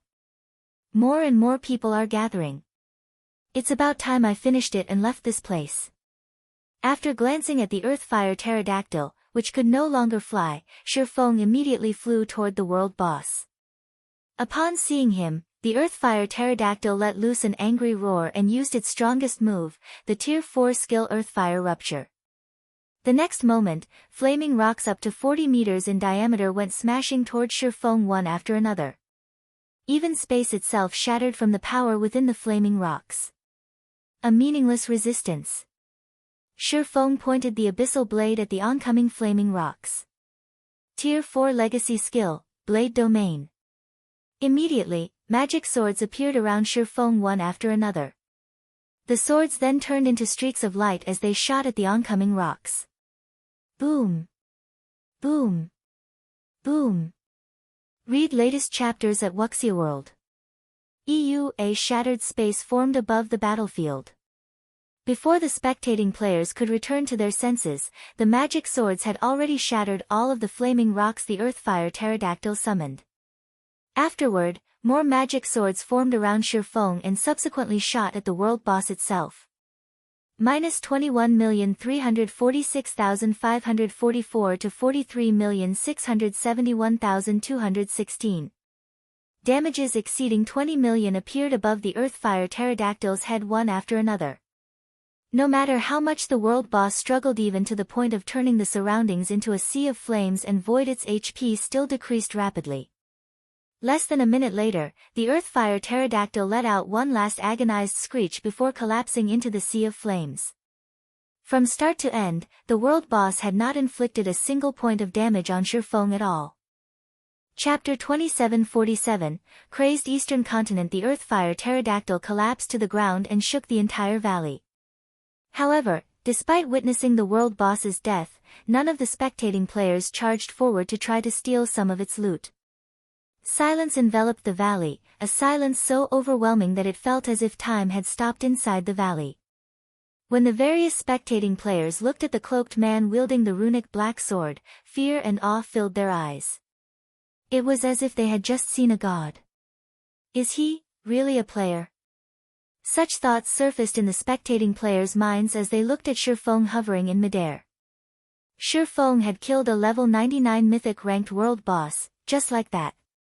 Rather than a world boss, it looked more like some elite monster he found by the roadside, one that was utterly incapable of putting up any resistance. Who is he? There's no way a player can be this strong. That's a level 99 world boss we're talking about. Even a 100-man, tier 3 team wouldn't necessarily be able to take it down. He must be an NPC in disguise. When looking at Feng's hovering figure, some players even hugged their heads and began laughing maniacally. They simply couldn't bring themselves to believe that such a massive gap between players could exist. However, Feng paid the shocked players and the maddened players no heed whatsoever. Instead, he arrived beside the Earthfire pterodactyl's corpse and began collecting its loot. God's domain was not reality. In the game world, just the gradual accumulation of basic attributes was sufficient to turn a player into a monster in the eyes of other players, what more the qualitative improvements brought about by tier upgrades. Moreover, there was a two-tier gap between Feng and the spectating players. In the eyes of tier 2 players, tier 4 players would be no different from gods. In fact, a tier 4 player could kill scads of tier 2 players with just a flick of their hand. The world boss Feng fought hadn't even reached level 100. In God's domain, monsters that hadn't reached level 100 couldn't be considered strong at all. Otherwise, the various major powers wouldn't be contesting so frantically for world bosses below level 100. It was precisely because these powers were incapable of defeating level 100 plus world bosses that they had to settle for pre-level 100 world bosses. Oh! A good piece of epic equipment dropped. Feng was slightly surprised as he looked at the sacred mage robe in his hands.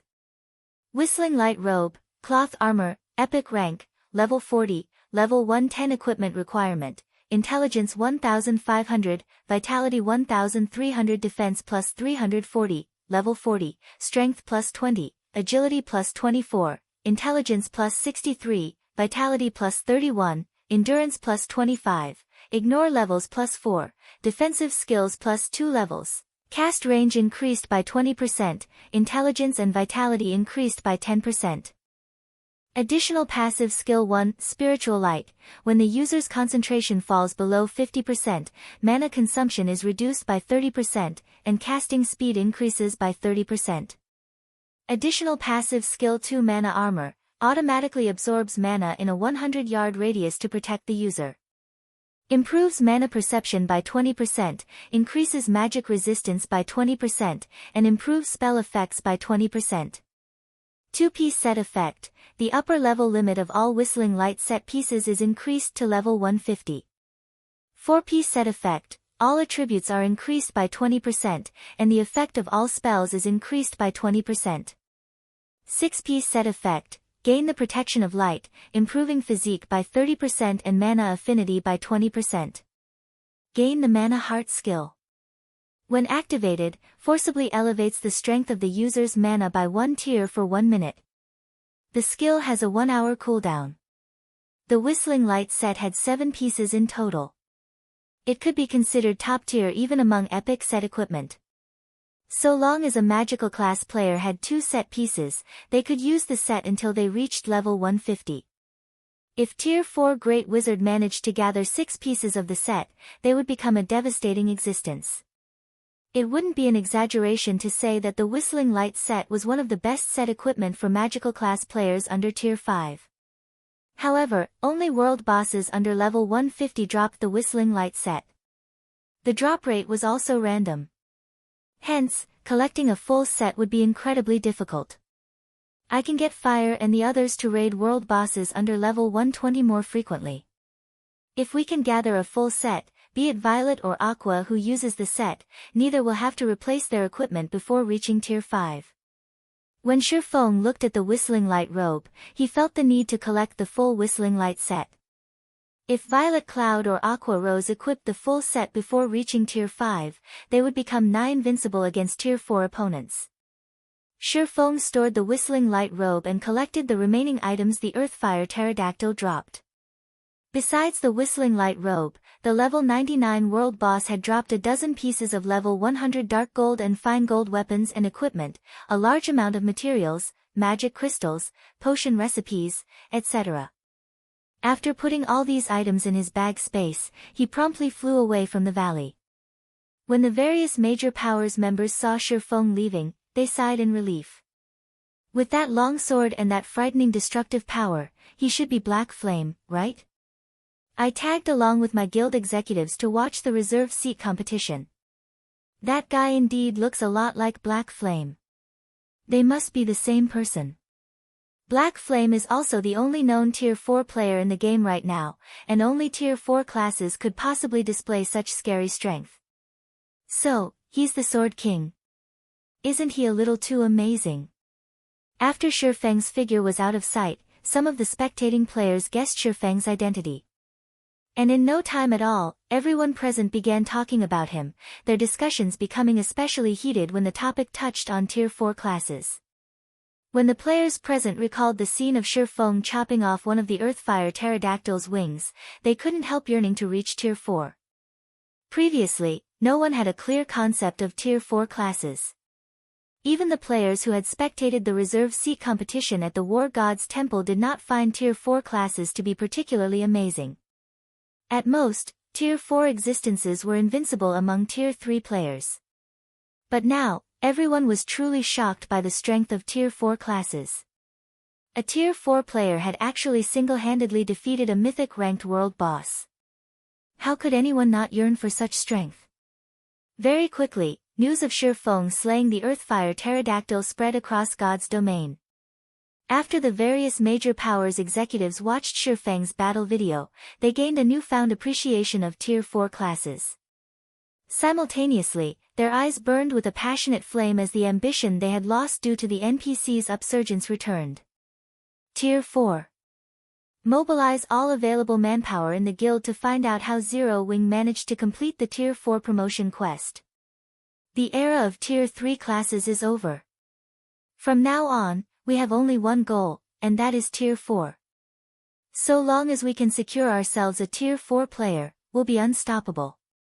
For a time, the various powers searched frantically for information relating to Tier 4 legacies, going as far as trying to plant spies in Silverwing. Some superpowers even directly contacted Silverwing's executives and offered to pay astronomical prices for all information regarding Tier 4 classes.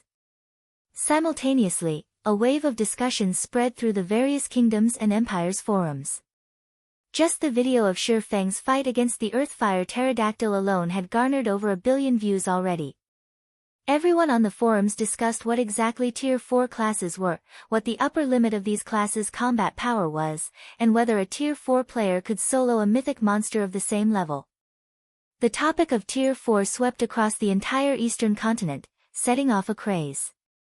Meanwhile, after Feng left the fiery ridge, message prompts and call requests immediately inundated his communication interface. At a glance, he noticed that the message prompts had already reached the upper limit of 9,999. He had also received several hundred call requests. Moreover, this was with his interface set to automatically reject communication from non-friends. Without this block in place, his communication interface would probably have blown up. Guild leader, you really caused a huge mess this time. When Yulan finally managed to get through to Feng, she didn't know whether to laugh or cry. The entire world is now looking for Tier 4 legacy lands. Silverwing has also become the target of all the powers. Everyone is trying to get information about Tier 4 legacy lands from us. Currently, all of Silverwing's executives were being harassed by the various powers. Yulan herself had been contacted by over 20 superpowers, with every one of them offering to purchase information on the Tier 4 promotion quest at astronomical prices. If Silverwing did not respond to these requests, it would be akin to offending all of these superpowers. At that time, Zero Wing would really be in danger of extermination. An accident. It really was an accident, Feng said apologetically. I didn't expect something like this to happen either. He had only thought to try out the fearless cabin's effects. He had not anticipated such a development.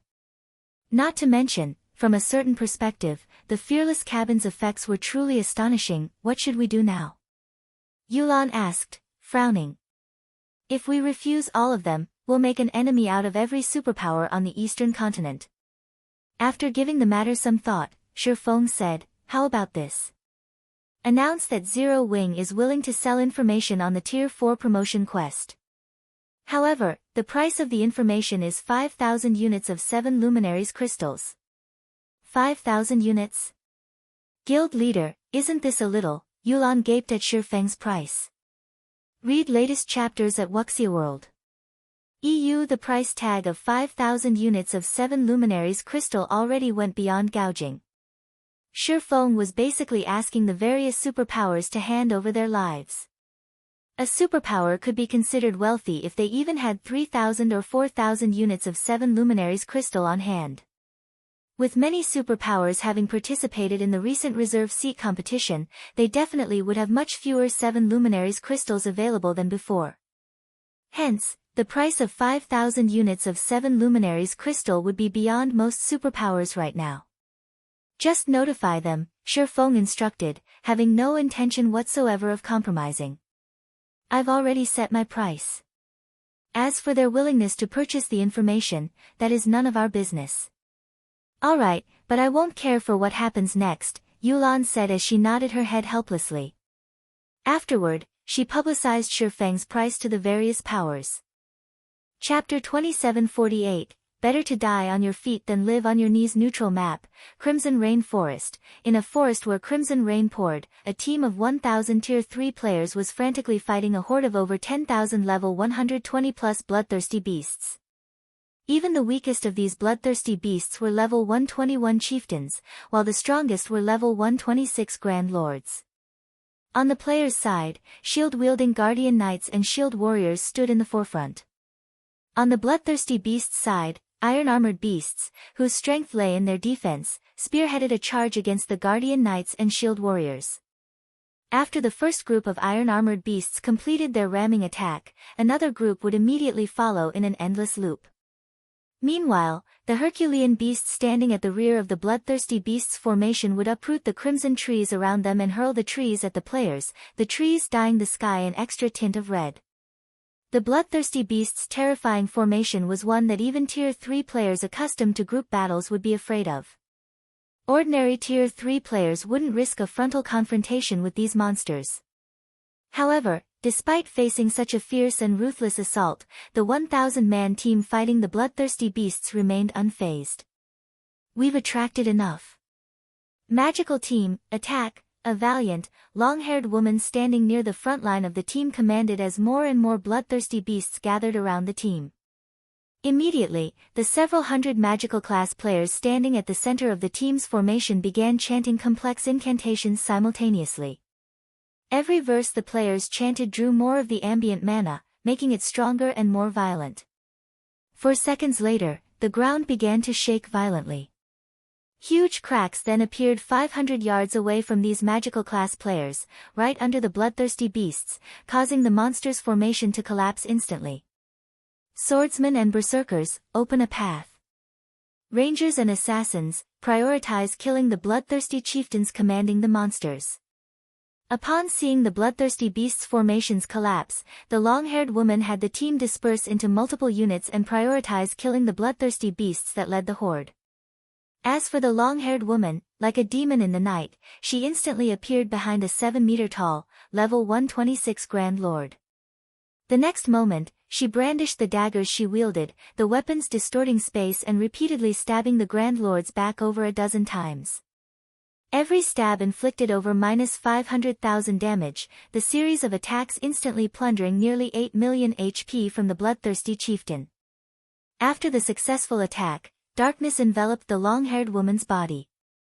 This cloak of darkness then expanded to envelop the Grand Lord entirely before rapidly recondensing in front of it. PSH. PSH. PSH. Blood suddenly spurted from the bloodthirsty chieftain's four limbs. Not only did its mobility get reduced significantly, but its HP was even falling at a rate of 700,000 per second. The three level 124 Great Lord ranked bloodthirsty guards nearby faced similar fates. Blood gushed out of their limbs, and their mobility plummeted as if their bodies had become frozen. After around 15 more minutes of battle, this bloodthirsty chieftain and three bloodthirsty guards collapsed to the ground, the life in their eyes vanishing. Meanwhile, the other bloodthirsty beasts on the battlefield were also mostly dead. The items they dropped were strewn all over the place. However, none of the combatants chose to pick up these items. Instead, they continued advancing deeper into the Crimson Rain Forest in an orderly manner, leaving behind a few parties of assassins to clean up the battlefield. At this time, a level 119 female guardian knight approached the long-haired woman in command of the team. She then said quietly, "Vice Guild Leader, news just came from Zero Wing. They say they're willing to sell information on the Tier 4 promotion quest." "Oh. He's actually willing to sell the information?" Cold Shadow was surprised to hear White Feather's words.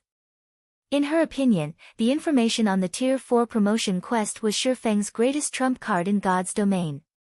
It was something he definitely would not sell to other people. "He is willing to sell, but the price he demands is incredibly high," White Feather said with an ugly expression, emphasizing the words, "incredibly high." "Incredibly high." Chuckling, Cold Shadow asked, "How much does he want?" 5,000 units of 7 luminaries crystal, White Feather replied in a low tone. Feng obviously has no intention of selling that information. He's clearly just messing with us. 5,000 units? He really knows how to set a price, Cold Shadow said, smiling. I'm guessing that those superpowers are fuming at Zero Wing at this point. They'll most likely disregard all costs and take action against Zero Wing. That's for sure. There's no way those superpowers can afford to pay 5,000 units of 7 luminaries crystal. If they want that information, their only option is to work together and declare war on Zero Wing, White Feather said, nodding. Feng was basically treating the various superpowers as fools by demanding such an exorbitant price. The various superpowers would be insane to go along with him. Fine. Go and notify Zero Wing that I'm buying it. Cold Shadow said, smiling. You're buying it? White Feather's eyes widened immediately as she stared at Cold Shadow in disbelief. Vice Guild Leader, that's 5,000 units of 7 luminaries crystals we're talking about.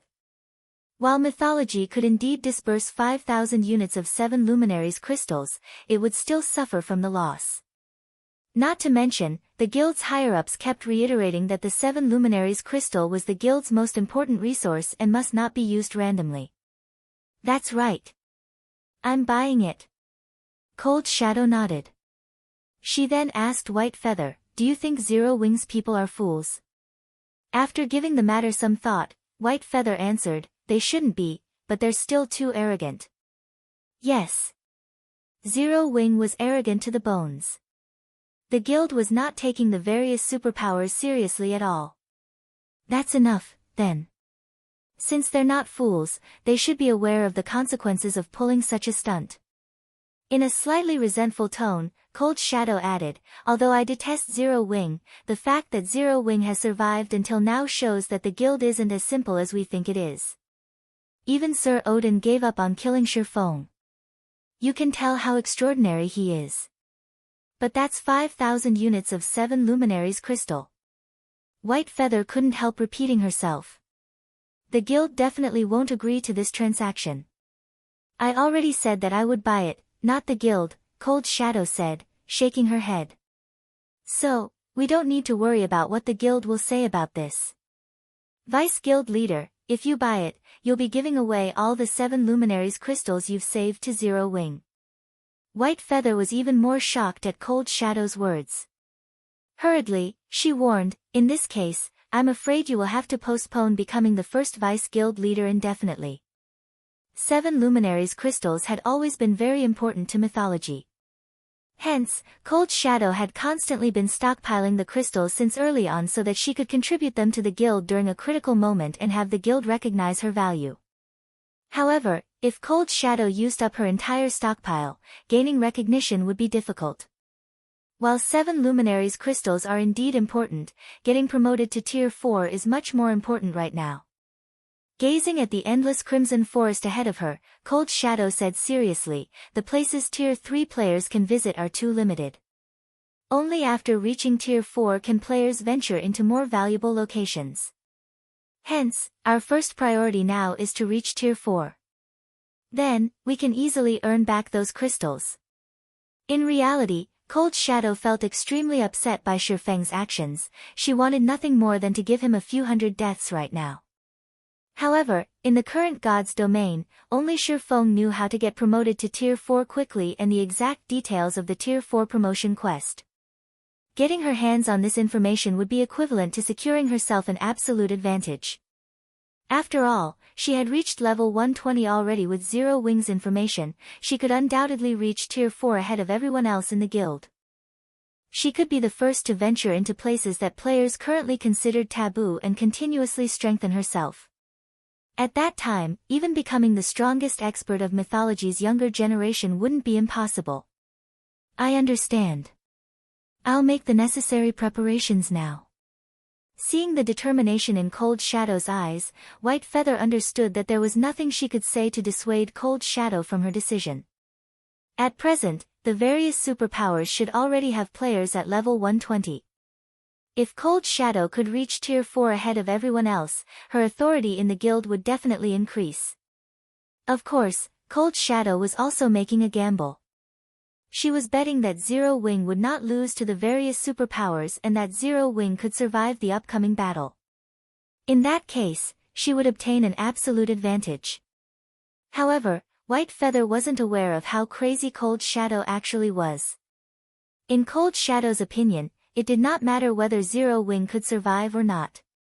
She would be satisfied so long as she could get her hands on this opportunity. Orc Empire, Silverwing City, damn it. Zero Wing is clearly toying with us.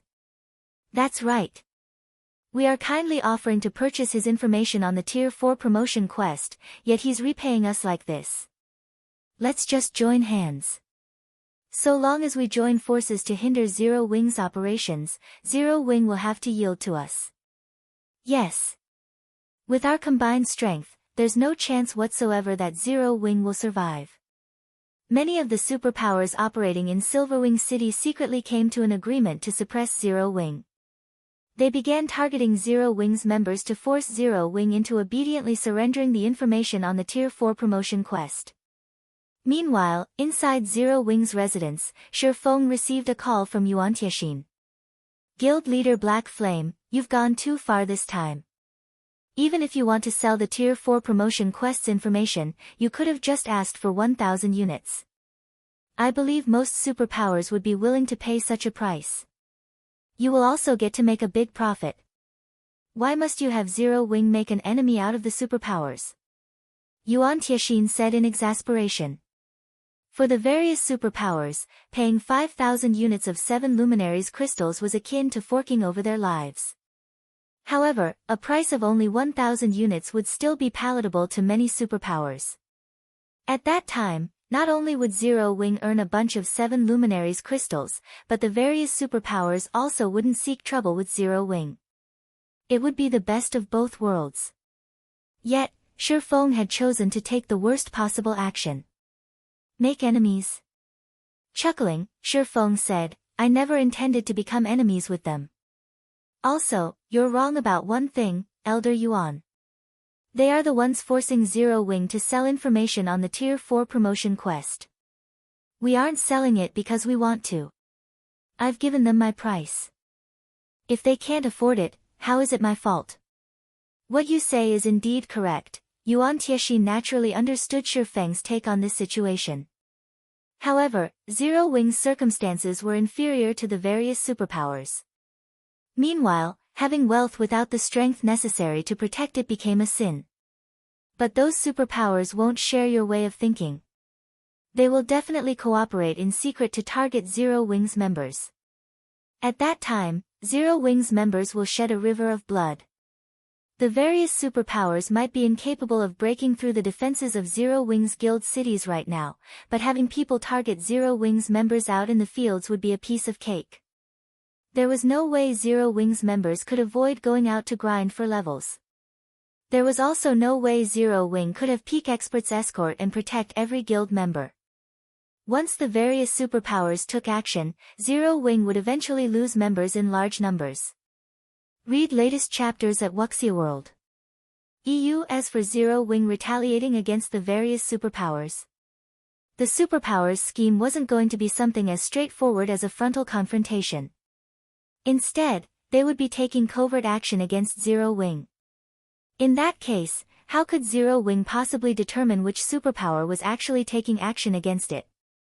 Moreover, even if Zero Wing managed to identify the superpowers responsible for the attacks, with there being so many superpowers, could Feng possibly win against them all? He would exhaust himself to death just by running about the numerous maps. However, in response to Yuan Tiexin's words, Feng said calmly, "We'll shed rivers of blood, then." Chapter 2749, Tier 4 Promotion Quest Secret. This is madness. He has truly gone mad. After hanging up the call, Yuan Tiexin fell speechless. He never thought that Feng would be so stubborn. Feng clearly could have settled things easily so long as he made some concessions, yet he had adamantly refused to do so. Uncle Yuan, many of those superpowers have already begun joining forces. When they find out that Zero Wing is unwilling to concede at all, they will definitely take action, Purple Jade said as she read the report her subordinate just sent her. Zero Wing's present situation could be said to be very bad. According to the report, over 15 superpowers had already agreed to work together to deal with Zero Wing. Forget it. He can do whatever he wants. The clash between the various superpowers and Zero Wing will most likely drag on for some time. After all, Zero Wing's 3 cities are too difficult to take down. We'll see who can last until the end, Yuan Tiexin said, shaking his head. A glimmer of light then flashed in his eyes as he continued, "Also, we still have more important matters to deal with. If we succeed in this upcoming operation, the secret pavilion can thoroughly surpass the various superpowers. At that time, even the 5 great super guilds will have to fear us." "I'll make the necessary preparations," Purple Jade said, her eyes similarly filled with joy and excitement. Tier 4 had never been the end of God's domain. Instead, it was only the beginning. The secret pavilion had been waiting for this moment for far too long. Now, it could finally fulfill its long-cherished wish. Dark Knight Empire, Starlink's residence, ha ha ha. Good. That's what Zero Wing should do. That's right. Go and thoroughly offend those superpowers. Lu Xinglua laughed happily when he received news of Zero Wing's actions. Previously, he had had a huge headache over how to deal with Zero Wing. However, Zero Wing had actually taken the initiative to offend even more superpowers. With this, he would have a much easier time destroying Zero Wing. As Lu Xinglua was celebrating in joy, a robust man covered in a black cloak and runic bandages suddenly entered his office. "Sorry for the long wait, young Master Lu," the robust, middle-aged man said as he arrived before Lu Xinglua. He then continued in a low tone, "We have resolved most of the troubles there already. We are only waiting for your side now." "Good. You came at the perfect time. This time, even the heavens want Zero Wing dead." Lu Xinglua grew even more excited when he looked at the mysterious middle-aged man. "Leave it to me. I'll definitely persuade those old fellows to give you their full help." "Thank you, young Master Lu," the robust man said. "So long as this operation succeeds, the lord of our household will also assist young Master Lu in quelling all your enemies." "I believe you. After all, no one has a better understanding of God's domain than you guys right now," Lu Xinglua said, smiling. Be it this robust man or the person backing him, Lu Xinglua placed immense trust in them. In the eyes of these people, the various superpowers were negligible. Given enough time, these people could even take on the 5 great super guilds simultaneously. This was because the 5 great super guilds did not understand God's domain at all. What they knew now was only the tip of the iceberg. Orc Empire, Zero Wing's residence, guild leader, aside from one person, no superpower has stepped forward to purchase the information on the Tier 4 promotion quest, Yulan said. As she watched Feng casually sort the information on the Tier 4 promotion quest, her head throbbed. Judging by the other superpowers' actions, they don't plan to buy it. Since these superpowers had no intention of purchasing the information, their next action was obvious: they would fight for it. They would fight a war of attrition that would last days and weeks. Meanwhile, Zero Wing's opponent this time would no longer be just 1 or 2 superpowers. Instead, almost all of the Eastern Continent's superpowers would become Zero Wing's enemies. There's actually a fool trying to buy it? Feng was surprised when he heard Yulan's words. Truthfully, he had never once thought that any of the superpowers would purchase his information at the price he quoted. He was sorting through the information on the Tier 4 promotion quest only because his own guild needed it. After all, quite a few Zero Wing members already possessed the strength and level required to challenge their Tier 4 promotion quest. All they lacked was the knowledge of how to search for their respective Tier 4 legacy lands and the process of obtaining their Tier 4 legacies. Yulan was momentarily rendered speechless by Feng's response. After hesitating for a moment, she said, "You know this person, guild leader." "I know them." "Is it the secret pavilions Yuan-Tiexin?" After giving the matter some thought, Feng felt that among his acquaintances, only the secret pavilions Yuan-Tiexin could afford to purchase his information. As for Frost Heaven, the guild had just participated in the reserve seat competition. It definitely did not possess 5,000 units of 7 luminaries crystals at this point. "No, it's mythology's cold shadow," Yulan said, shaking her head. She then asked hesitantly, "Guild leader, are you really planning to sell it to her?" Due to the reserve seat competition, Zero Wing was now on mythology's radar. If they sold information on the Tier 4 promotion quest to mythology now, it would be incredibly disadvantageous for Zero Wing. "Of course. Why wouldn't I sell it?" Feng answered without hesitation. "We already announced our intention to do business. Since we said we would sell the information, we naturally can't go back on our word. Otherwise, the various superpowers will have even more reason to target us." He was in urgent need of 7 luminaries crystals right now. Although he had some methods for obtaining a large amount of the crystal, these methods required a lot of time to execute. He wasn't certain he could collect enough 7 luminaries crystals to surpass the top 3 rankers of the upper zone's contribution competition within the next 2 months. At best, he could secure one of the top 20 positions.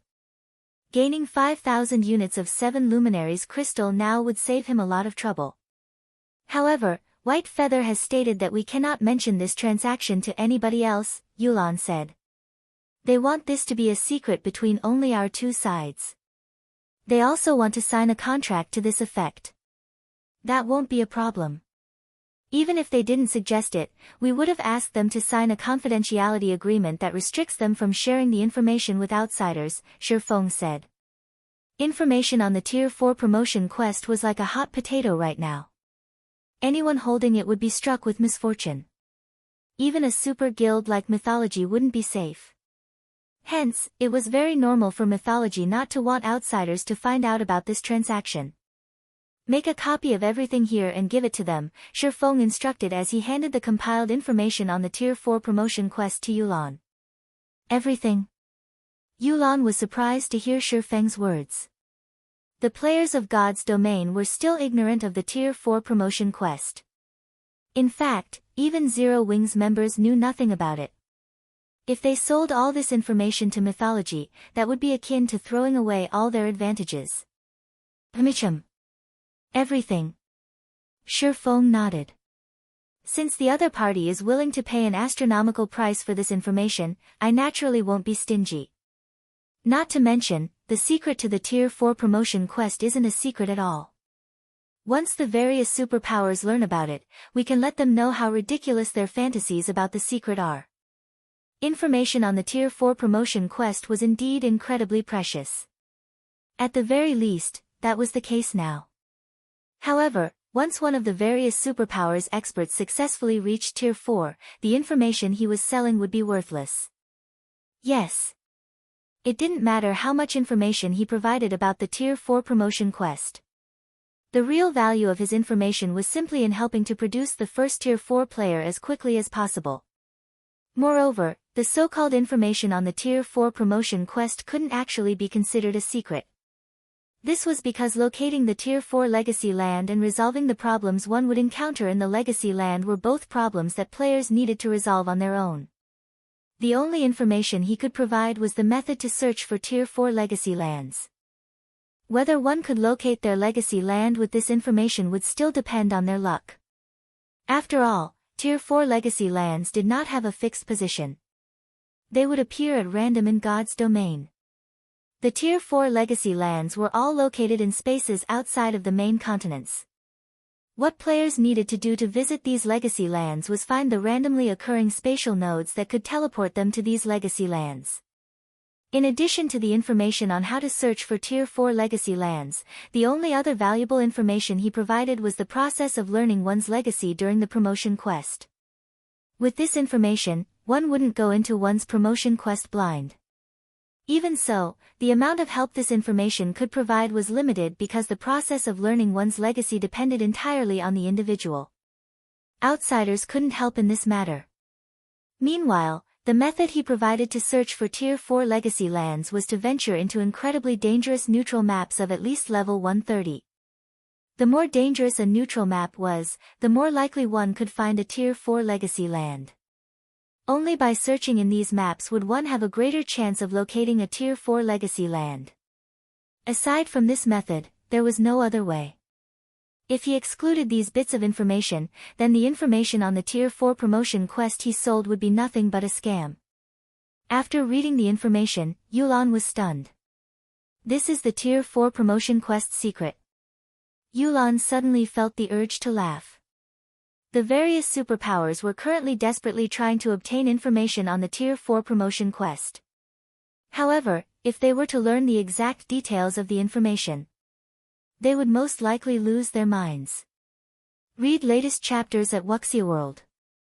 EU. After all, in the information Feng compiled, there was nothing whatsoever that could increase one's success rate with the Tier 4 promotion quest.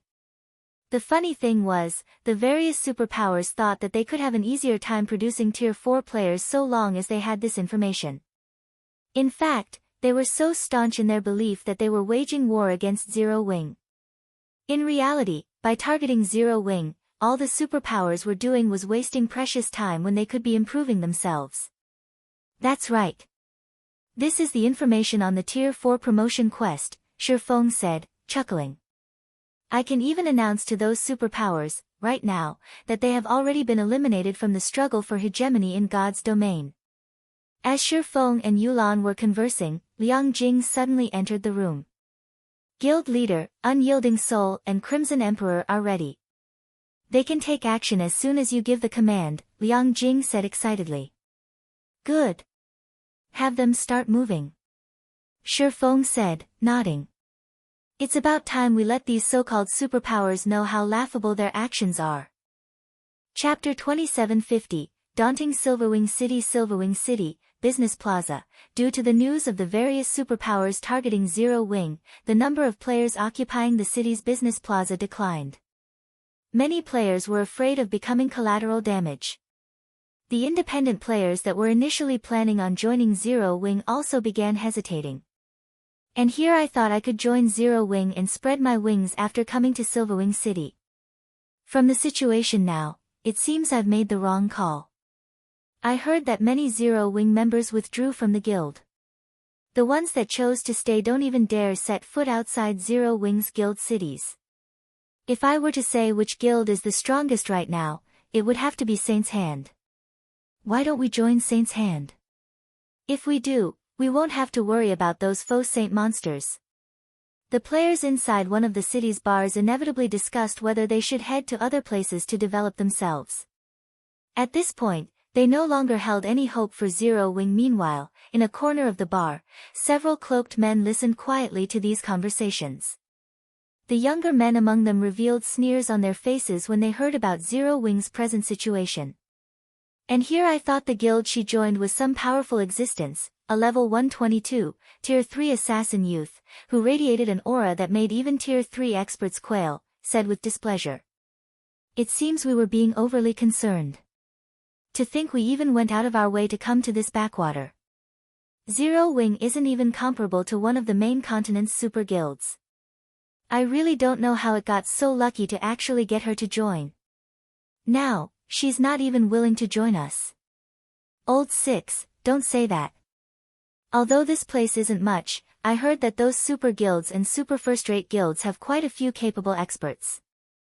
We can use this opportunity to investigate these people and understand the standards of the experts here, a cool-headed, middle-aged man sitting at the head of the group said, chuckling. As for Zero Wing, we can just report the truth to the higher-ups once we return. At that time, she will definitely panic. I guess so. Smiling, the assassin youth said, if she's willing to join us, I wouldn't mind helping Zero Wing out a little. Just when the various superpowers and independent players thought that Silverwing City would become a ghost city, large groups of players suddenly appeared on the city's streets one after another. These players filled the main streets and alleyways of the city, easily numbering in the hundreds of thousands. Moreover, every one of these players was formidable. What's going on? Why are Crimson Emperors and Unyielding Souls members coming here? Are those two guilds planning to work together with Zero Wing to oppose the various superpowers? The players and powers residing in Silverwing City were momentarily dumbfounded, unable to understand what had gotten into the two super first-rate guilds for them to garrison so many of their members in Silverwing City. Moreover, this number was still increasing as time passed. In just half an hour, the two guilds had gathered over 3 million members in the city, livening up the previously desolate city significantly. Heart. Has your guild gone mad? You're actually betting all your chips on Zero Wing. Is Crimson Emperor trying to make an enemy out of us? In this situation, the various superpowers had to contact Unyielding Heart and Illusory Words, who were in charge of the operation this time. Although they knew that Unyielding Soul and Crimson Emperor could be considered Zero Wing's allies, Zero Wing was currently going up against almost all of the Eastern Continent's superpowers. Standing with Zero Wing now was no different from suicide. Yet, to the various superpowers' astonishment, both Unyielding Soul and Crimson Emperor declared their intention to side with Zero Wing. Moreover, they even announced that they wouldn't sit still and do nothing should those superpowers take action against Silverwing City. However, Zero Wing's move was even more unexpected than Unyielding Souls and Crimson Emperor's. Zero Wing actually ordered all members above level 100 to gather in Silverwing City. More than 2 million Zero Wing members appeared in Silverwing City.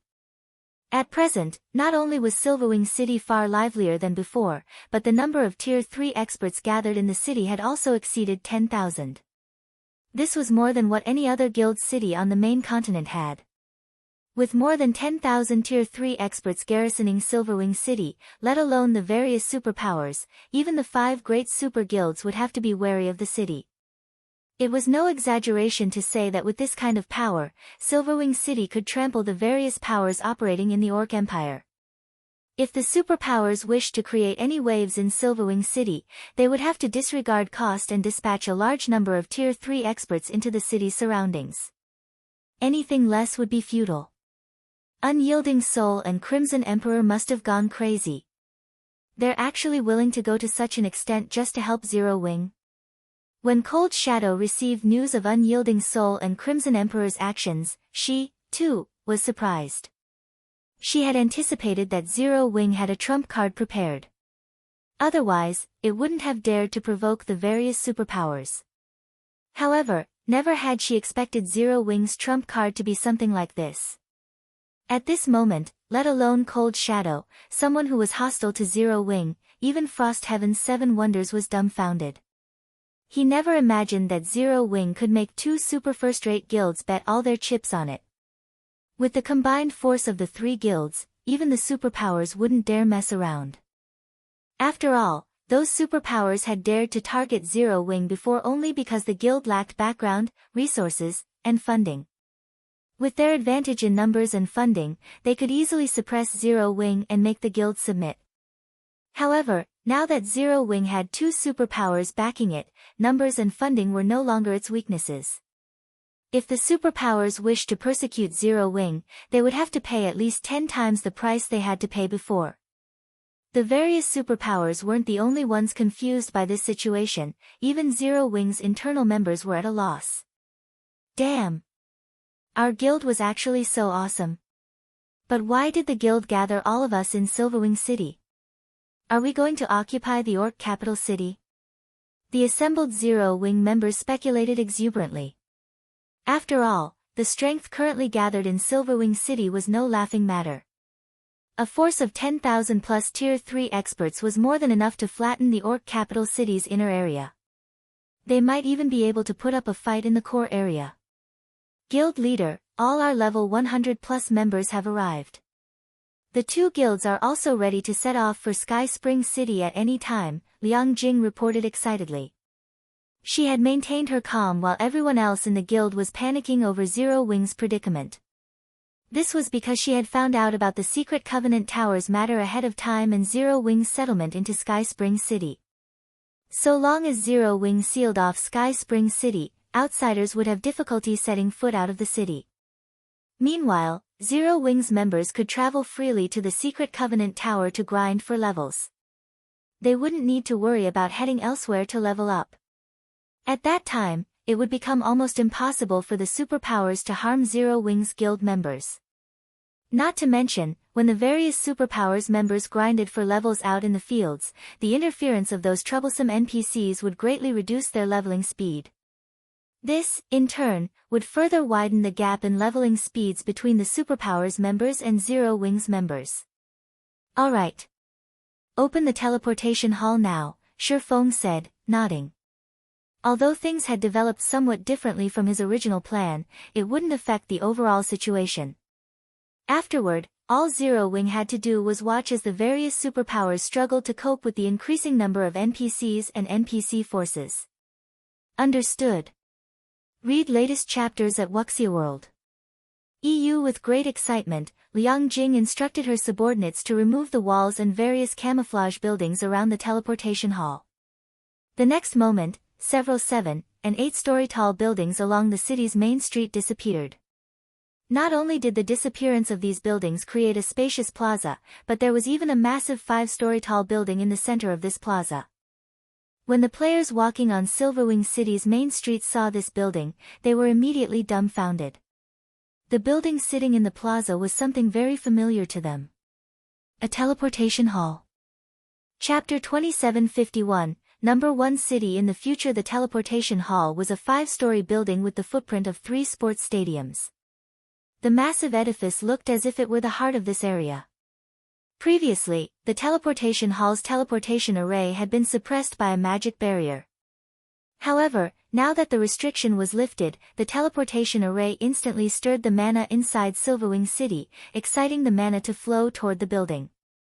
This sudden change stunned the players on the main street. Why does Silverwing City have a teleportation hall? Crap. I never thought Zero Wing would actually play such a card. Amazing. Simply amazing. So, this is Zero Wing's true trump card. This won't do. I need to rent some shops in Silverwing City now. I must rent them no matter the cost. The many players on the streets who were originally planning to leave Silverwing City for greener pastures were now in a hurry. Some of the players who were quick to respond hastened to Silverwing City's City Lord's mansion immediately. Hurry up. B notify the commander right away.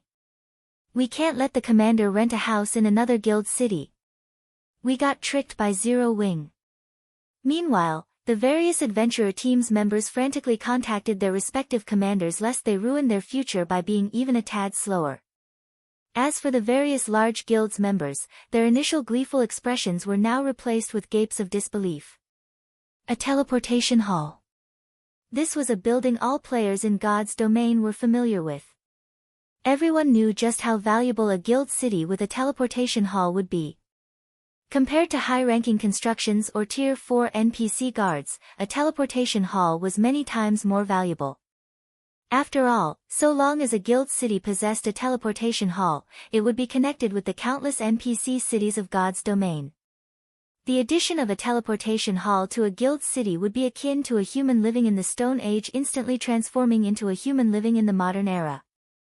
The teleportation hall would elevate the standard of a guild city by several levels. When the various superpowers received news of this addition, they were momentarily dumbfounded. None of them ever expected Zero Wing to have such a card. Meanwhile, the Zero Wing members inside Silverwing City reacted with surprise and joy. The guild leader is awesome. Those superpowers must be stupefied after this move. With the teleportation hall, Silverwing City will definitely become the heart of the neighboring kingdoms and even the Black Dragon Empire. Now, even if the superpowers are powerful, they won't be able to stop players from streaming into Silverwing City.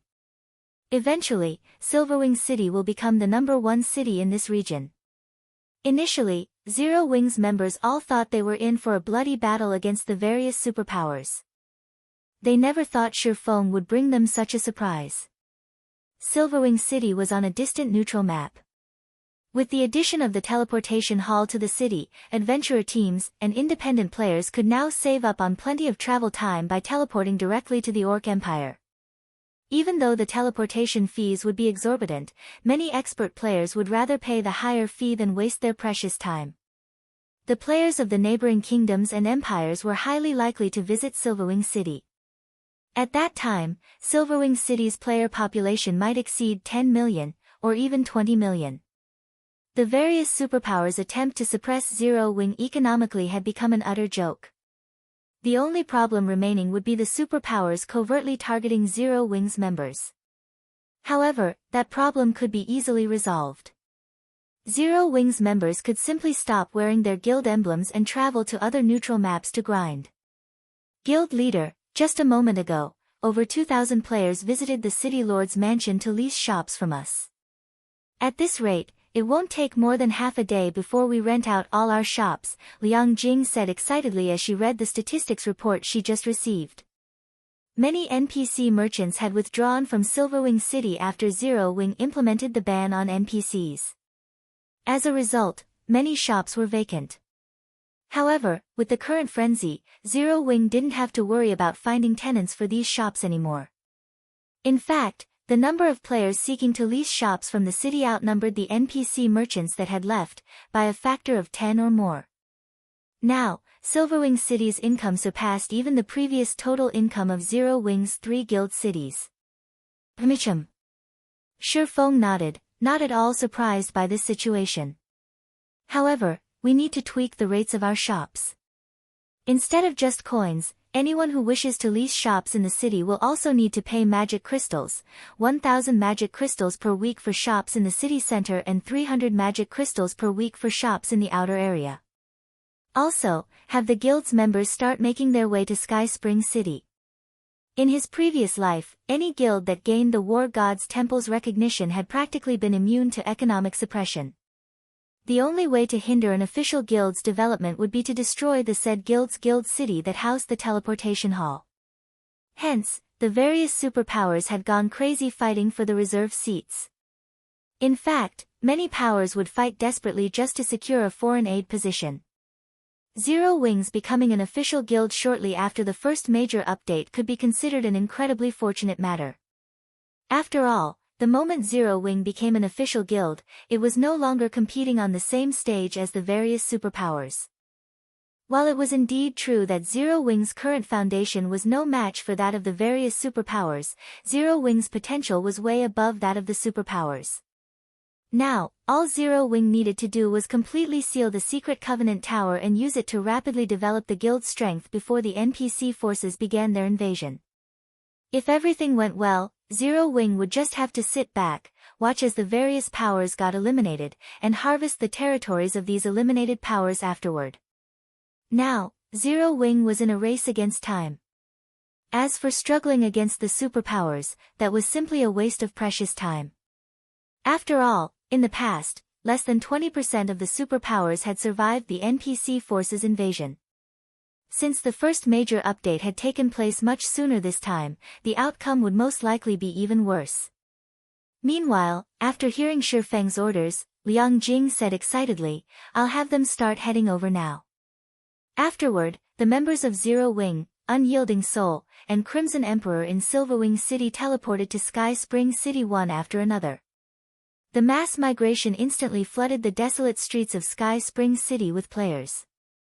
This scene also surprised the original inhabitants of Sky Spring City. Subsequently, Unyielding Soul and Crimson Emperor made an announcement to every player in Sky Spring City, stating that their two guilds would be imposing a lockdown on Sky Spring City and that any unaffiliated players caught trying to leave the city would be killed without question. For a time, Sky Spring City's players fell into turmoil. Although Sky Spring City's various powers couldn't understand why Unyielding Soul and Crimson Emperor were doing such a thing, locking down an NPC city was child's play for the two super first-rate guilds. Hence, after receiving the announcement, Sky Spring City's various powers promptly fled the city, migrating their base of operations to other NPC cities. This, in turn, made Sky Spring City the exclusive haven of Zero Wing, Unyielding Soul, and Crimson Emperor. At this time, a gigantic black eagle circled above the city. Sitting on the Thunder Eagle's back, Unyielding Heart pointed at the dozen or so flying mounts patrolling nearby and said proudly, "Brother Black Flame, Sky Spring City is now sealed off completely. Our two guilds have organized a flying patrol squad to secure the skies. Now, not even a bird can fly out of the city. It is indeed amazing. Players can't fly out even if they want to." Feng felt a trace of admiration as he looked at Unyielding Souls and Crimson Emperor's flying mounts. He had to admit that the super first-rate guilds were indeed powerful. In an era where flying mounts were incredibly rare, Unyielding Soul and Crimson Emperor had actually managed to secure so many. Moreover, by the looks of it, these flying mounts were of considerably high quality. Even the weakest among them was at the advanced common rank, with 2 or 3 of them even reaching the basic extraordinary rank. If a player did not possess an advanced extraordinary rank flying mount, they wouldn't stand a chance against the coalition of these flying mounts. However, Illusory Words shook her head at Unyielding Heart's words. Unlike Unyielding Heart, she didn't have a very optimistic view of the situation. "I'm afraid the various superpowers will start paying even closer attention to us now. If we march boldly into the Secret Covenant Tower, I believe it won't be long before news of it gets out. At that time, they will definitely do everything they can to investigate the matter. If that happens, the time we can keep the secret hidden will be very short.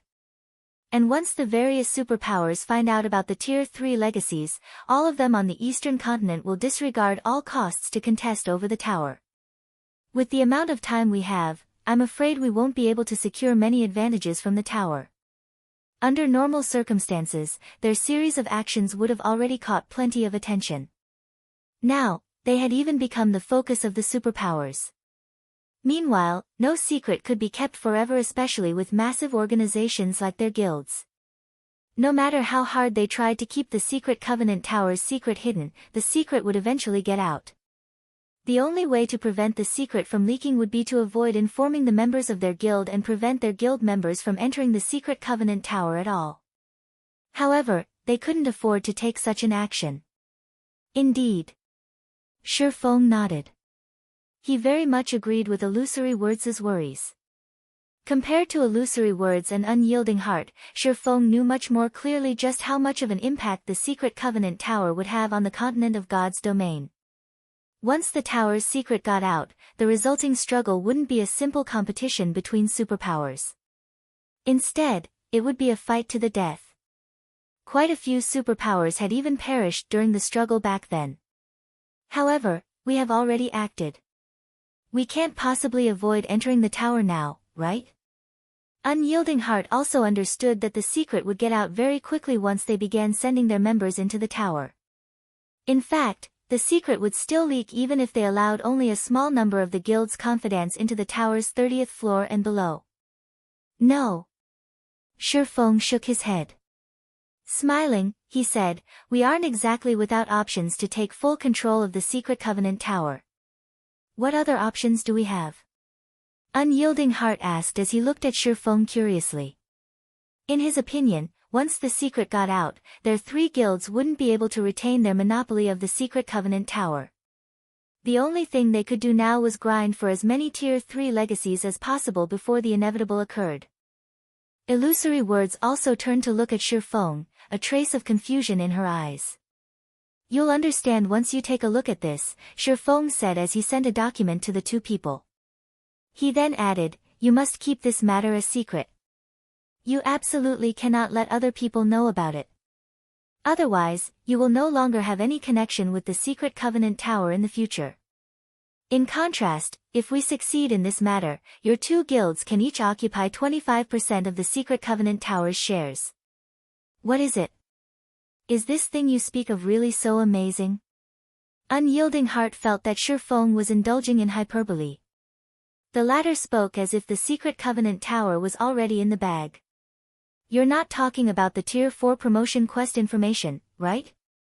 Illusory Words joked. Shaking his head, Feng said, you'll understand once you see it.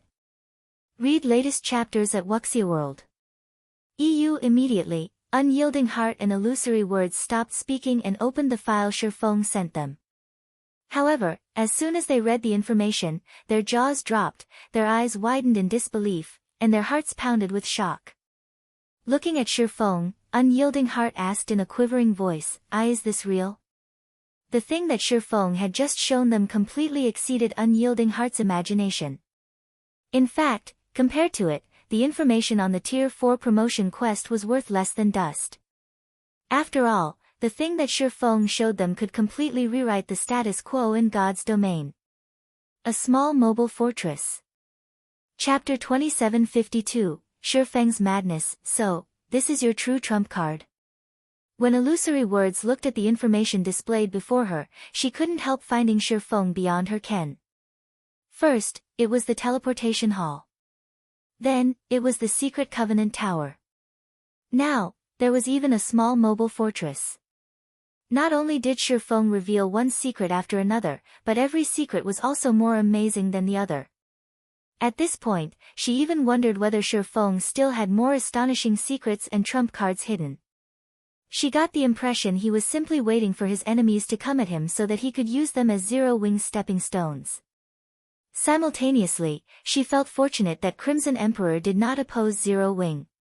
Otherwise, the consequences would be unimaginable. Sort of, Feng said, chuckling. May I know if you two are interested now? In reality, even Feng coveted the small mobile fortress. However, although he had the design for it now, he barely had any of the necessary materials to construct it. Incidentally, he could pull 2 wealthy guilds into the endeavor. Taking a deep breath, Illusory Words turned to look at Feng and demanded, out with it. How do you want to do this? Unyielding Heart also nodded in agreement with Illusory Words' question. He wanted to hear Feng's plans. You've seen the small mobile fortress's basic information already. Smiling faintly, Feng said, the wealth needed to construct it is astonishing. I can confidently say that even if we empty out your 2 guilds, we still won't have enough resources to build it. Neither Illusory Words nor Unyielding Heart refuted Feng's words.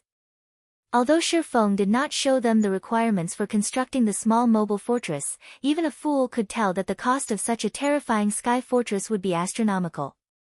It definitely wasn't something current superpowers could afford. I don't need you to pay for the fortress's construction cost.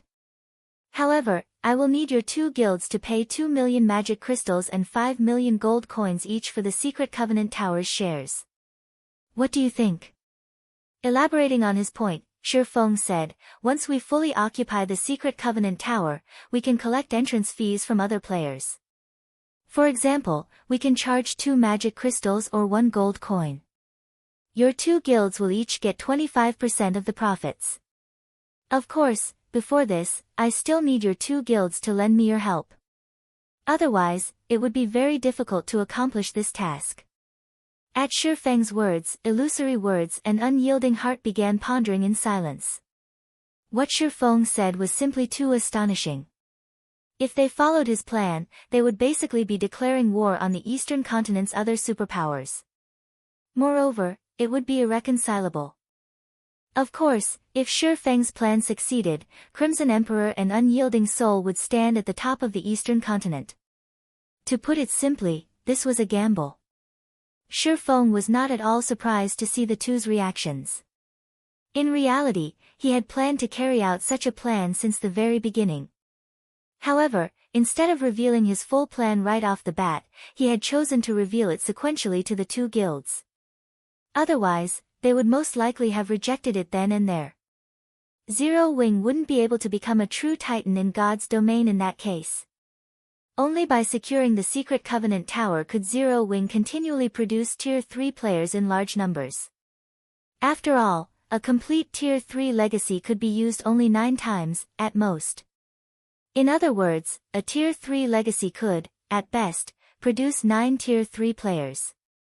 After a Tier 3 legacy's uses were exhausted, it would disappear automatically, and one would have to find another complete Tier 3 legacy. Hence, it was necessary to keep sending players to explore the secret Covenant Tower. However, if Zero Wing held the tower for only a short period, the small advantage it would gain wouldn't be enough for the guild to undergo a qualitative transformation. Only by having complete control over the tower would Zero Wing build a foundation solid enough to dominate God's domain.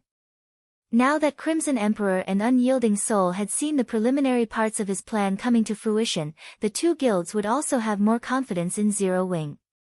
Meanwhile, Illusory Words and Unyielding Heart simultaneously contacted their respective superiors and secretly discussed the partnership Feng proposed.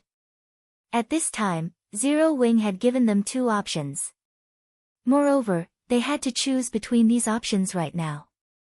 The first option was to give up on further cooperation and focus only on obtaining some benefits from the secret Covenant Tower.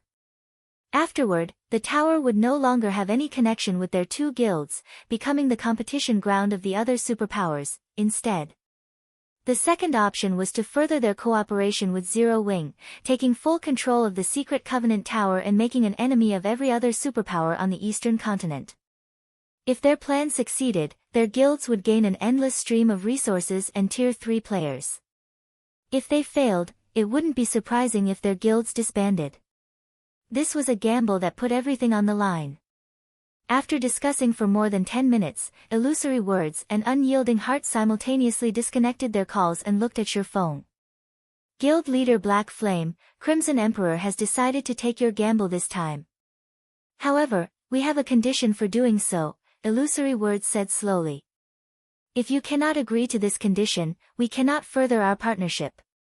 Brother Black Flame, it is the same for my side, as well, Unyielding Heart said with a bitter smile.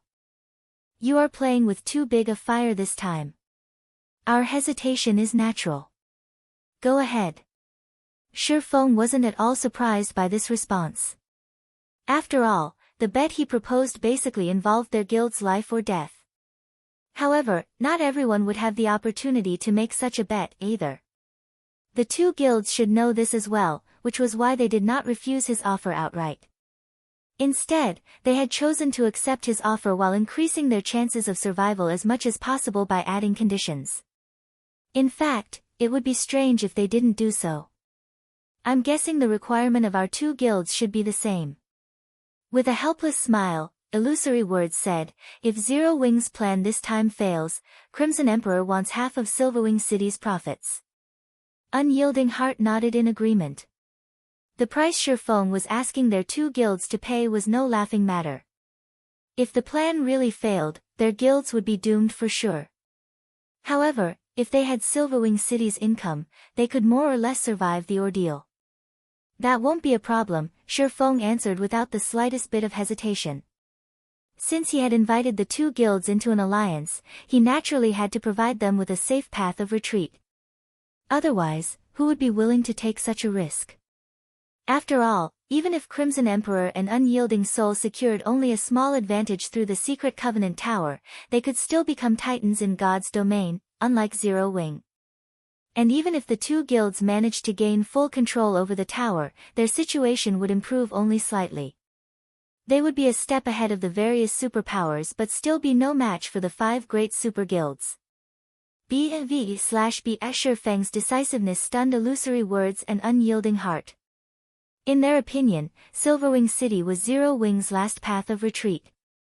It was also one of Zero Wing's main sources of income right now and would most likely remain so in the future. One could say that so long as Silverwing City remained standing, Zero Wing would continue to survive in God's domain.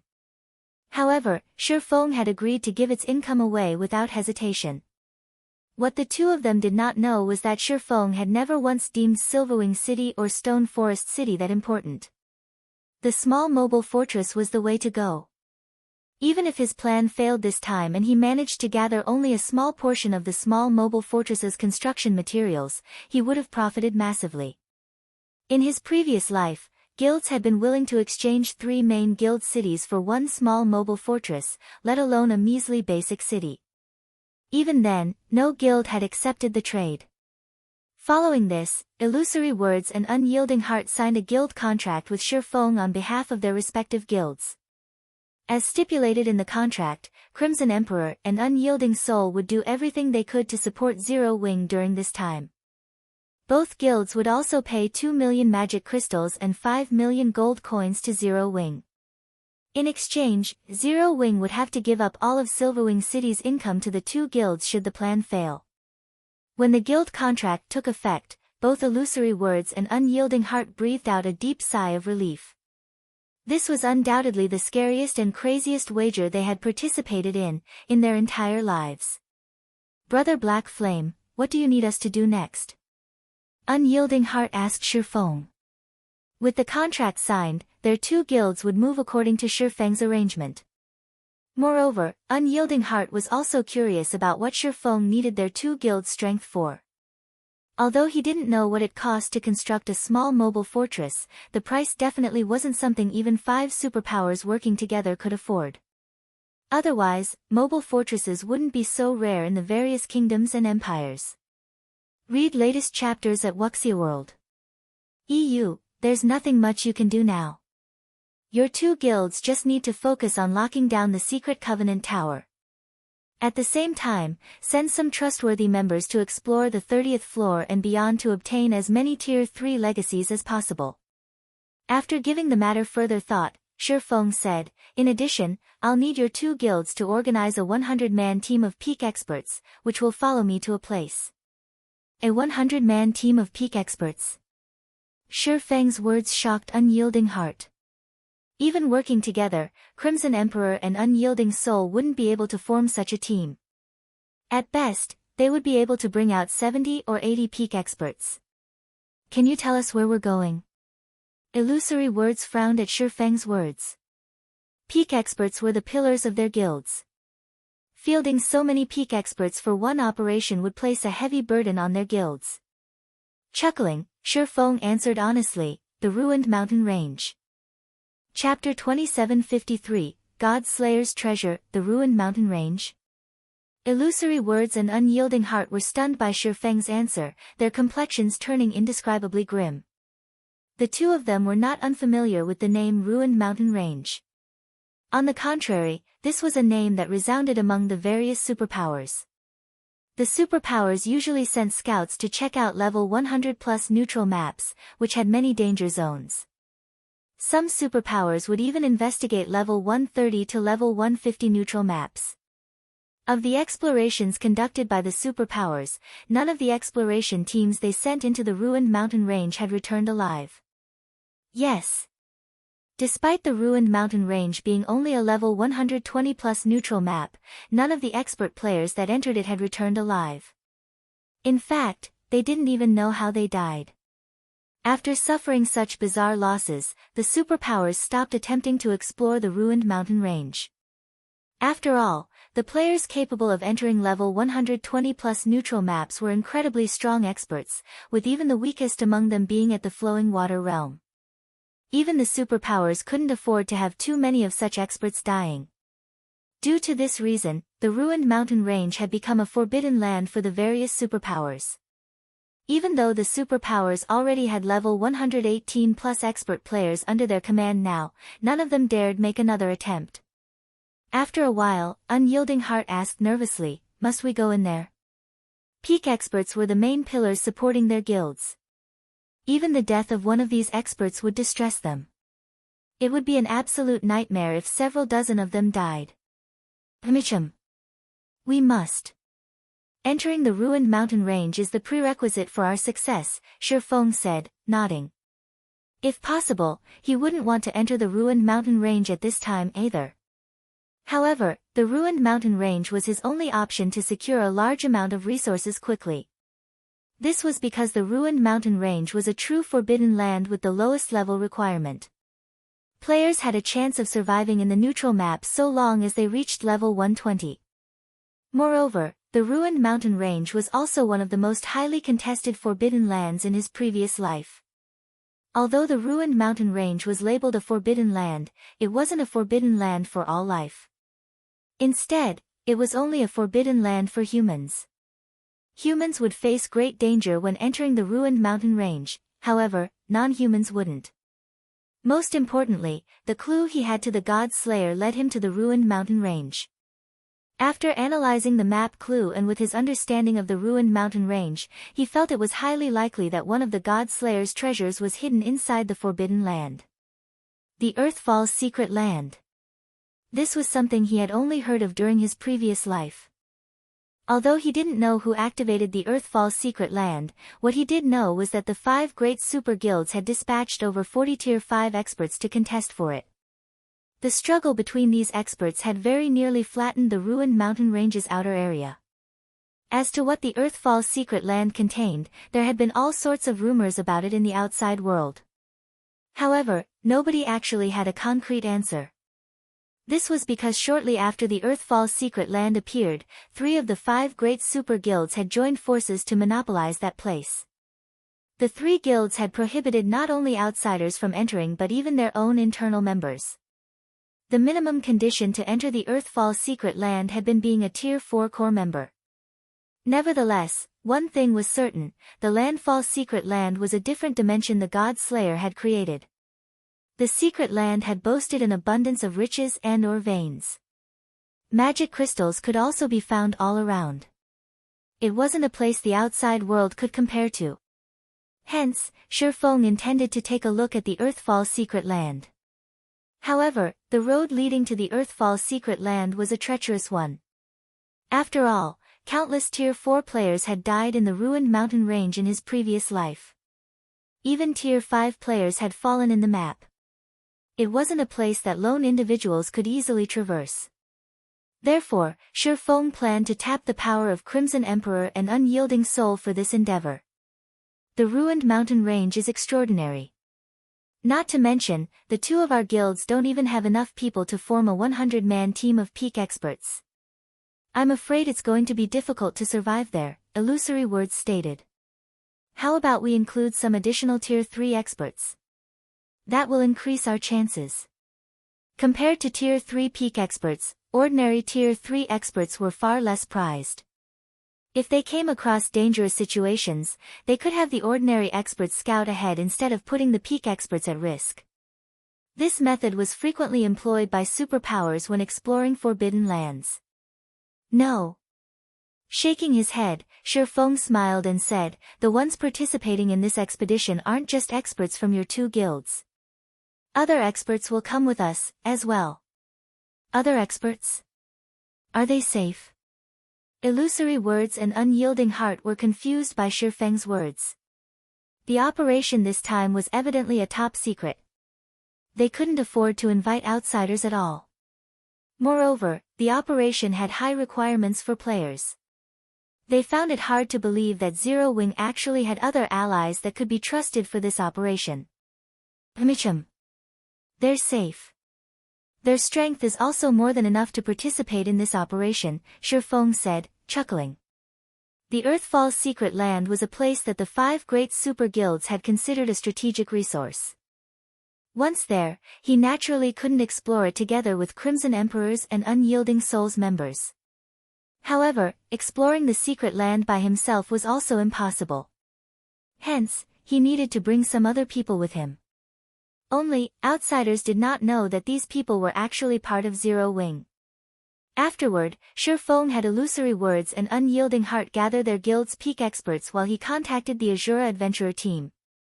As for the Secret Covenant Tower, he tasked Fire Dance and the rest of Zero Wing's main force to handle it. After all, the expedition to the ruined mountain range would take a lot of time. Since Fire Dance and the others could already challenge their Tier 4 promotion quests, it would be a loss for them to accompany him. Black Dragon Empire, Thousand Rock Town. Several dozen flashes appeared on the town's teleportation array as Unyielding Souls and Crimson Emperor's peak experts arrived in this desolate border town. Although Thousand Rock Town was known as a town, there were hardly any NPCs there, let alone players, because of the town's proximity to the ruined mountain range. The neutral map was so dangerous that even NPCs wished to avoid it. After glancing at the desolate street, Blue Gown-eyed Feng, who stood nearby. She then asked Illusory Words curiously through a private conversation, "Big Sis Illusory, who do you think guild leader Black Flame invited?" In her opinion, their team, which consisted entirely of peak experts or better, was incredibly rare even in the entire God's domain. She found it inconceivable that Zero Wing could invite another team capable of rivaling theirs. Aside from the many peak experts, their team had Illusory Words and Unyielding Heart. The former was a cleric who stood at the pinnacle of God's domain, while the latter was a berserker with defense rivaling MT classes. There was also Blue Gown herself, who was the third-ranked Guardian Knight in Crimson Emperor's main force. At this stage of the game, only the 5 great super guilds would be capable of fielding such a team. I don't know. According to the information we gathered, only the Dragon Phoenix Pavilion's Phoenix Rain might be of help. However, Phoenix Rain disappeared, so Zero Wing shouldn't have any other capable allies, Illusory Words replied, shaking her head. She, too, was curious about the allies Feng mentioned. Shortly after Illusory Words and Blue Gown spoke with each other, a dozen or so flashes appeared on the teleportation array once more. When these new arrivals walked out of the teleportation array, both Illusory Words and Unyielding Heart were shocked. Every one of these new arrivals radiated an astonishingly powerful aura. By the looks of it, not only had they unlocked their mana bodies, but their progress should have reached 100% as well. The callous man walking at the head of the group was someone even Illusory Words and Unyielding Heart had to be wary of. Lightning Demon Lifeless Thorn. Read latest chapters at Wuxia World. EU Lifeless Thorn was a ruthless person who persisted in challenging the various experts of God's domain. Some time ago, he had even fought Stalwart Sky, one of the Battle Wolves' Wolf Kings, to a draw and was labeled by the Secret Pavilion as one of the Eastern Continent's top 10 rookies. At this time, Lifeless Thorn boasted not only a high level of 122 but also 7 pieces of epic equipment. And although he had hidden the glow effect of the spear he carried on his back, the archaic magic patterns engraved on it betrayed the spear's superiority to ordinary epic weapons. The Azura Adventurer Team. Why are they here? Illusory Words and Unyielding Heart were dying of curiosity at the sight of Lifeless Thorn's group. After all, the Azura Adventurer Team was currently a top adventurer team in God's domain. Moreover, it possessed an incredibly mysterious background. Not only did the adventurer team conquer many high-difficulty, large-scale team dungeons, but the adventurer team's members also possessed unfathomable strength. Many of the adventurer team's members had even reached the spiritualization realm, 1, which allowed them to exhibit extraordinary combat power. Various superpowers had frantically tried to recruit the adventurer team. However, the Azura Adventurer Team had rejected all the offers. Although many superpowers had sent teams led by peak experts in retaliation, none of these teams succeeded. Moreover, these teams usually returned with heavy losses.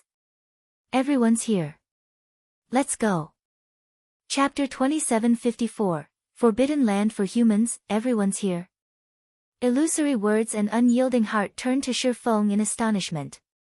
Could it be them? Not only did the Azura Adventurer Team possess a reputation on the eastern continent of God's domain, but according to rumor, the Adventurer Team also controlled more than half of the Ice Crystal world. All of the adventurer team's core members were incredibly mysterious. From time to time, unheard of powerful geniuses would also appear in the adventurer team. It was also bruited about that the Azura adventurer team had an incredibly powerful commander. This commander was elusive and mysterious.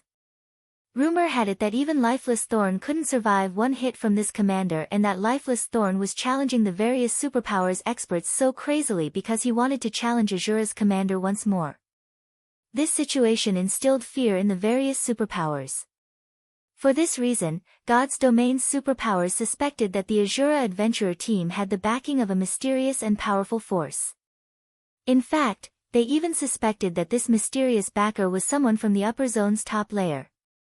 The Azura adventurer team had arrogantly rejected many of the powers that wished to recruit it. This, in turn, resulted in many clashes between Azura and the various powers. And the more Azura fought, the more famous it became. Now, however, it was actually revealed that Azura had a good relationship with Zero Wing. They'll be moving with us later on, Feng said. He then nodded at Lifeless Thorn and the others in greeting. Actually, even Feng was somewhat surprised when he saw Lifeless Thorn and the others. He never thought that they would improve so much in the time he hadn't seen them. Now, Lifeless Thorn and the others surpassed Fire Dance and Zero Wing's other main force members in levels. Moreover, Lifeless Thorn's aura suggested that he was half a step into the domain realm already. Feng had to admit that the man was truly a battle maniac. Although his frenziedly challenging God's Domain's various experts had earned him a lot of enemies, the experience he racked up allowed him to improve rapidly. As for Solitary 9, Yenya, Cleansing Whistle, and the others standing beside Lifeless Thorn, they, too, had made significant improvement. It was evident they were at the flowing water realm already. Moreover, they weren't all that far from reaching the void realm either. If they received enlightenment now, they might very well break through to the next level immediately. Meanwhile, Feng's introduction of them rendered Lifeless Thorn and the others momentarily speechless. They nodded at illusory words and unyielding heart in acknowledgement, none of them showing any intention of speaking to the two strangers. At this time, Solitary 9 spoke to Feng excitedly through a private conversation, asking, "Commander, what do you think of the people we brought this time? Everyone's combat power is on par with peak experts. We didn't shame you, right?" "Indeed. I never thought you would manage to recruit so many talents," Feng said in astonishment as he studied Azura's team members. Quite a few of the Azura members present were people he was unacquainted with personally. However, he had heard of a few of these people in his previous life. All of them had been well-known solo experts in the game. Two of them had even reached Tier 5, only slightly inferior to Lifeless Thorn, who had reached the demigod standard. Feng truly had not imagined that Lifeless Thorn and the others would be able to recruit all these people into the Azura adventurer team. Following this, Solitary 9 told Feng about recent events, mentioning that they had accidentally strayed into a magical place where time flowed at a completely different rate, and the players residing there were incredibly strong. In that magical place, refinement realm experts were considered third-rate, they were no big deal whatsoever. The players there were also very high-leveled, with some having even reached level 130 already. When Solitary 9 and the others visited that place, they had been utterly dumbfounded. During their stay in that magical place, they had frequently fought with the experts there. This allowed them to gain a lot of inspiration and improvement. Unfortunately, the system abruptly brought them back to the main continent for some reason. When they returned, their levels surpassed that of the superpowers peak experts by a large margin. Solitary 9's tale surprised Feng. He never thought that God's Domain would actually have such a magical area. However, when he remembered that Gentle Snow and Aqua Rose had fought in a different world for 80 years, he concluded that the situation Lifeless Thorn and the others had found themselves in was nothing to fuss about. Meanwhile, Crimson Emperors and Unyielding Souls members also finished their preparations to set off. Following which, everyone got on their flying mounts and flew toward the ruined mountain range. The ruined mountain range occupied a huge area on the continent of God's Domain. According to players' estimates, the entire ruined mountain range could rival the combined area of 5 or 6 empires and connected many places. The neutral map's level 120 region was only the periphery. If players wished to survive in the map's inner region, they would have to reach level 150 at the very least. As for the ruined mountain range's core area, only level 180 plus, tier 5 experts could enter there, even level 200, tier 4 experts wouldn't survive. After flying for 7 hours straight, Feng and the others finally saw a stretch of majestic mountains on the horizon. Just the mountains in the ruined mountain range's periphery already reached heights of more than 30,000 meters. The sky of the mountain range was also shrouded in thunderclouds, and purple lighting arcs frequently appeared, bombarding the mountain range. Those seeing the ruined mountain range for the first time were inevitably stunned by the magnificent and destructive scene before them. "We're descending," Feng instructed everyone after taking a look at the mountain range ahead. Flying mounts couldn't fly into the ruined mountain range. If players wished to enter the neutral map, they had to rely on their own 2 feet. This was because even tier 5 experts couldn't withstand the purple lightning. Even a level 200, tier 5 guardian knight would fall after suffering 3 to 5 lightning strikes. Anyone who wished to fly inside the ruined mountain range would have to reach tier 6 first. Only then could they endure the purple lightning. Shortly afterward, Feng and the others arrived in a forest near the ruined mountain range.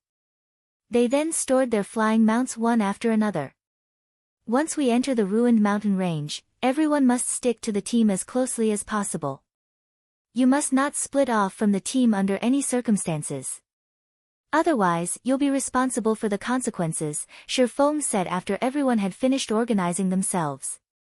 "Remember, even if someone beside you is asking for help, or I tell you to run for your lives, ignore everything. You must continue sticking to the team and advance. We also need to move as fast as possible." Upon hearing Feng's command, everyone present was surprised and puzzled. "Guild leader Black Flame, are we supposed to ignore even your commands after we enter the map?" Blue Gown asked, her eyes filled with questions as she looked at Feng. Feng had clearly stated before that they needed to listen to his every command. Yet, now, he was telling them to ignore his commands once they entered the ruined mountain range. His instructions were simply incomprehensible. "Yes. Once you enter, you can ignore any of my commands temporarily. You can also ignore everyone around you until the team comes to a halt," Feng said, nodding. "Why?" Illusory Words was also slightly confused by this situation. "Is there an illusion inside?" "I'm not sure either. In any case, the environment inside is very special. You will suffer from hallucinations once you enter. However, despite being hallucinations, everything you see isn't an illusion, but real instead. Nobody can tell what is real or fake once inside. You can treat everything as real, and you can also treat everything as fake," Feng said calmly.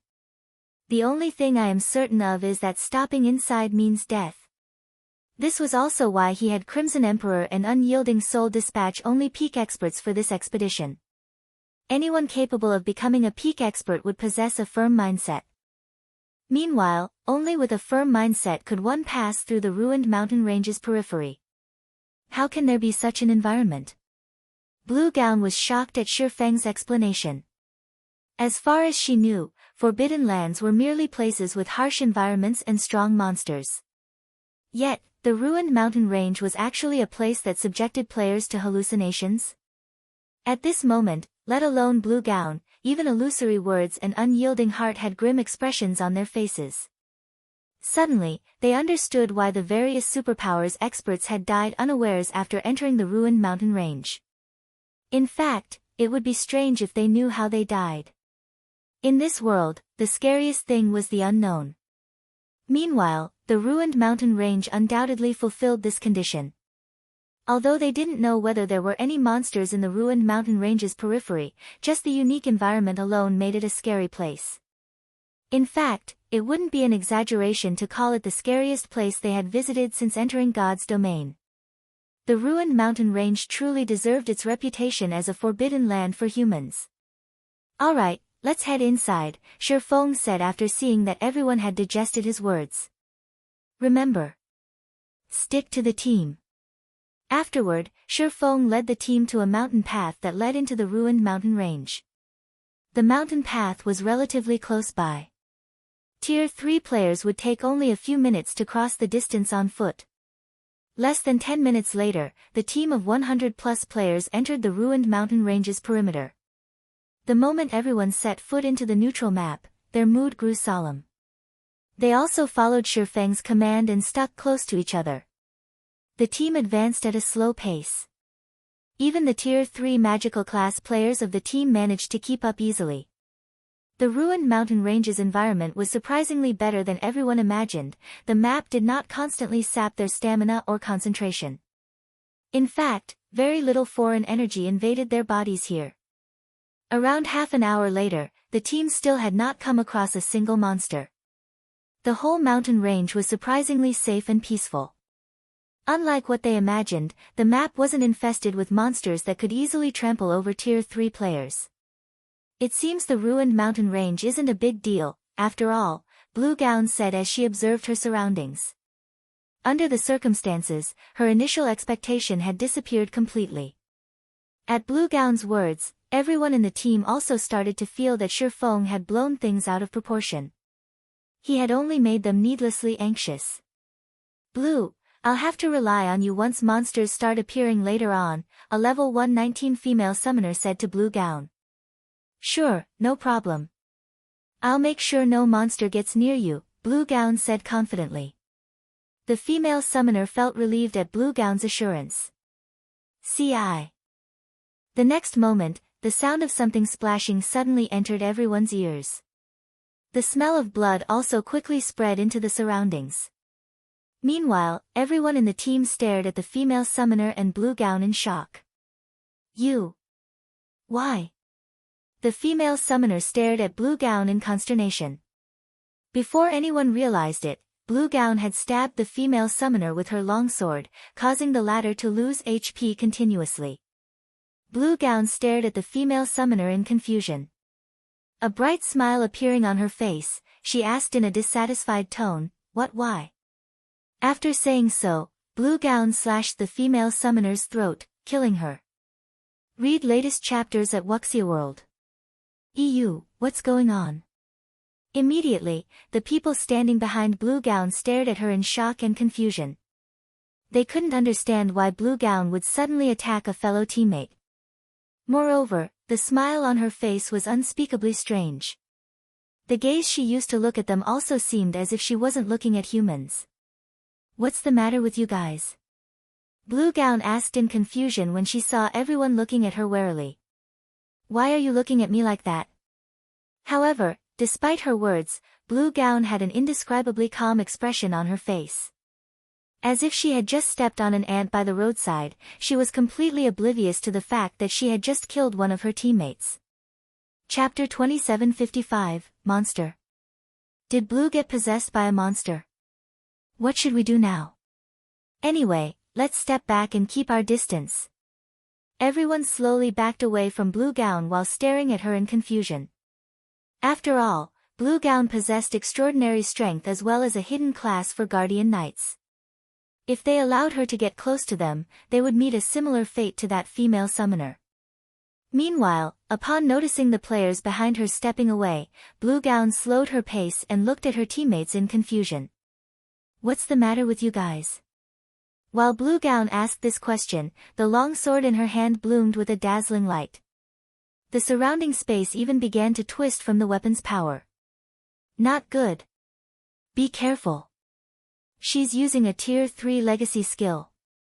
We'll definitely die if we get hit, a Tier 3 expert familiar with Blue Gown warned Unyielding Souls experts. Afterward, this person dashed straight into the nearby forest. The next moment, several other peak experts from Crimson Emperor also hid in the nearby forest one after another. Upon seeing this, Unyielding Souls experts couldn't help hesitating over whether to fight or hide. On the other hand, Blue Gown was confused when she saw Crimson Emperor's members fleeing turning toward the female summoner who should have long since been dead. Blue Gown asked, what do you think is wrong with them? Why did they look at me like that just now? I don't know, either, the female summoner named Clear Tea answered, shaking her head. With a confused expression on her face, she said, why don't we follow them and take a look? It'll be bad if they move too far away from the team. I guess you're right. Blue Gown nodded in agreement.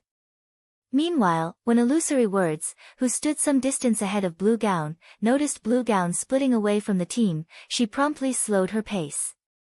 Blue, what are you doing? Illusory Words shouted at Blue Gown in dissatisfaction. Also, who have you been talking to all this time? Me? Turning toward Illusory Words, Blue Gown answered, haven't I been talking to Clear Tea all this time? Clear Tea? Looking at Blue Gown strangely, Illusory Words said, isn't Tea at the front of the team? The front? Blue Gown immediately turned to look at Clear Tea.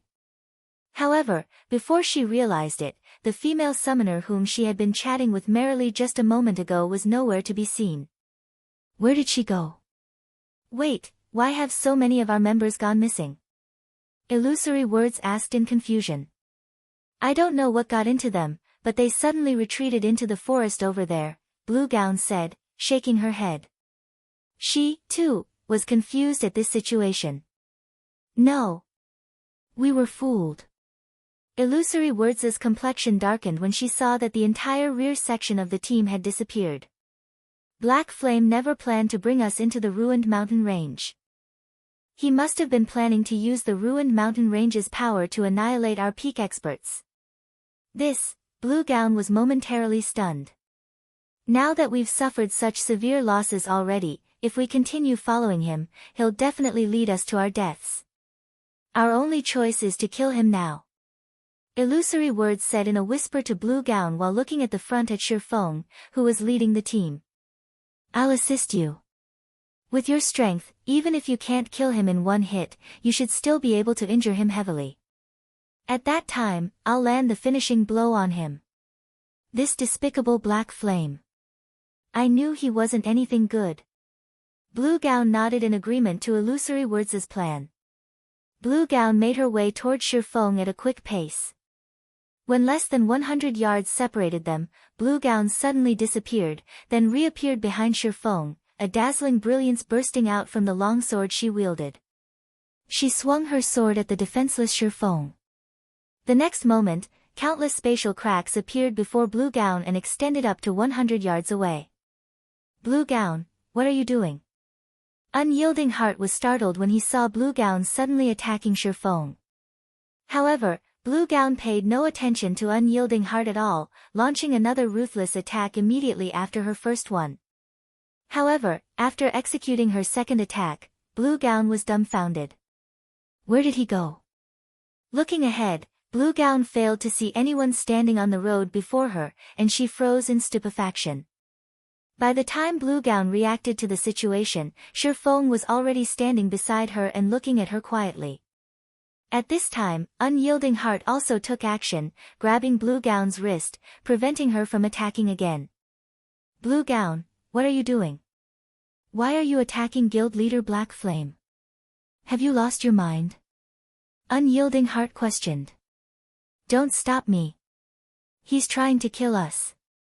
Blue Gown said as she glared at Feng. He's trying to annihilate our peak experts using the ruined mountain range. If you don't believe me, look behind. Everyone at the back has disappeared already. Disappeared? Startled by Blue Gown's words, Unyielding Heart automatically turned to look to the team's rear. Upon seeing that fewer than 20 people remained in the team, Unyielding Heart paled. Guild Leader Black Flame, are you really? In this situation, even Unyielding Heart couldn't help doubting Feng's motives. Are you really trying to annihilate us? Before Unyielding Heart finished speaking, Feng had already unsheathed the abyssal blade. Slash! Before Blue Gown could react, Feng had cleaved Unyielding Heart in half, killing the latter instantly. You! Blue Gown was momentarily stunned when she saw Unyielding Heart getting killed. She then bellowed at Feng, you really are trying to annihilate the peak experts of our two guilds. I'll fight you to death. After Blue Gown said so, the intensity of her aura skyrocketed until it rivaled that of level 120 mythic monsters. However, before she could take action, Feng used Darkness Bind. Several dozen chains promptly appeared and restricted Blue Gown's movements. Despite her strength rivaling Tier 4 mythic monsters, all she could do was glare at Feng. She couldn't move her body in the slightest. Looking at Blue Gown, Feng said evenly, "You need to calm down." "Calm down? You want me to calm down?" Blue Gown's eyes burned with a fiery rage. "You killed Vice Guild leader Hart, yet you want me to calm down? Take a clear look at the situation." Feng shouted while releasing his killing intent and directing it at Blue Gown. The intense killing intent instantly shocked Blue Gown out of her anger. And as if having realized something, she then gawked at her surroundings. "What the hell is going on with me?" Before Blue Gown realized it, more people had appeared around her. Unyielding Heart stood among these new additions and was currently staring at her with a confused look on his face. "Blue, what's gotten into you? Why are you trying to kill guild leader Black Flame so desperately?" Illusory Words asked, similarly surprised by Blue Gown's actions. Everyone had been advancing carefully before. Yet, for some reason, Blue Gown had suddenly charged up to Feng and attacked him. Fortunately, Feng had reacted quickly and dodged her attack in time. "An illusion? I got caught in an illusion." Blue Gown was stunned by this situation. Everything she experienced before felt too real, so real that she didn't even notice that something was amiss. "What's going on here?" Unyielding Heart asked in surprise. "Does this mean you'll get trapped in an illusion even if you're just walking?" However, before Unyielding Heart and the others could figure out what was going on, Feng suddenly stabbed the abyssal blade into Blue Gown. "What are you doing, Guild Leader Black Flame?" Illusory Words asked, startled. Feng was a Tier 4 Sword Emperor. Any random attack of his could reap millions of HP from mythic monsters. Killing Blue Gown, who had less than 3 million HP, would take no more than a hit. However, what occurred next made everyone's jaws drop. This was because Feng's attack failed to kill Blue Gown. A damage value exceeding 4 million had appeared above Blue Gown's head, yet the Guardian Knight's HP bar had fallen by only a small chunk, losing barely 3% of her HP. How is this possible? Unyielding Heart couldn't help doubting his eyes. For Blue Gown to lose only around 3% of her HP despite suffering over 4 million damage, her maximum HP had to exceed 200 million. A player having 200 million HP. Did a monster replace Blue? Illusory Words was also stunned by this situation. This was Illusory Words' first time seeing a monster transforming into a player. Moreover, the Blue Gown before her looked identical to the real one. However, before anyone could snap out of their surprise, Feng suddenly appeared beside Illusory Words and slashed at her with the abyssal blade. -6,434,654. Damage exceeding 6 million appeared above Illusory Words' head. However, similar to Blue Gown, Illusory Words lost less than 3% of her HP from the attack. Illusory Words looked at Feng strangely, failing to understand why Feng had attacked her all of a sudden. Meanwhile, Unyielding Heart, who saw all of this, was at a loss. He simply couldn't figure out what was happening right now. "Guild Leader Black Flame, what exactly are you doing?" After suffering an attack, Illusory Words hurriedly stepped back and used a healing spell on herself, instantly replenishing her HP back to full. Read latest chapters at Wuxia World. "EU, what am I doing?" Chuckling, Feng said, "Of course, I'm getting rid of you monsters." "Monsters? What kind of joke are you making? How am I a monster? I'm a bona fide player." Illusory Words protested, her eyes wide with confusion as she looked at Feng. She then explained hurriedly, "There must be a problem here." When everyone on the team saw that Illusory Words did not retaliate, combined with the sincerity in her voice, they had to nod their heads in agreement, feeling that there was definitely a problem here. If Illusory Words really were a monster, she should have retaliated after Feng attacked her. She wouldn't be trying to explain herself. In the meantime, Blue Gown looked at herself in shock. She couldn't believe that she had transformed into a monster. Am I actually the transformation of a monster? Chapter 2756, True Forbidden Land. Blue Gown and Illusory Words' bizarre performance and words stunned everyone. Were Blue Gown and Illusory Words monsters or not?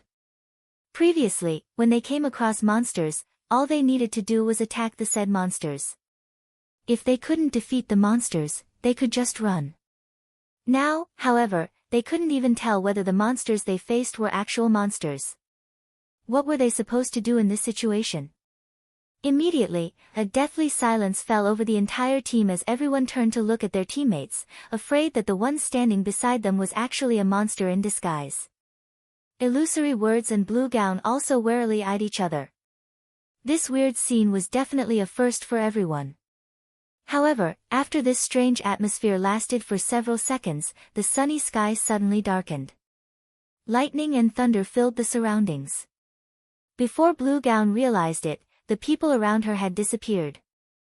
Simultaneously, a 6-meter-tall monster with a huge mouth and ethereal body had appeared beside her, and it had devoured half of her soul already.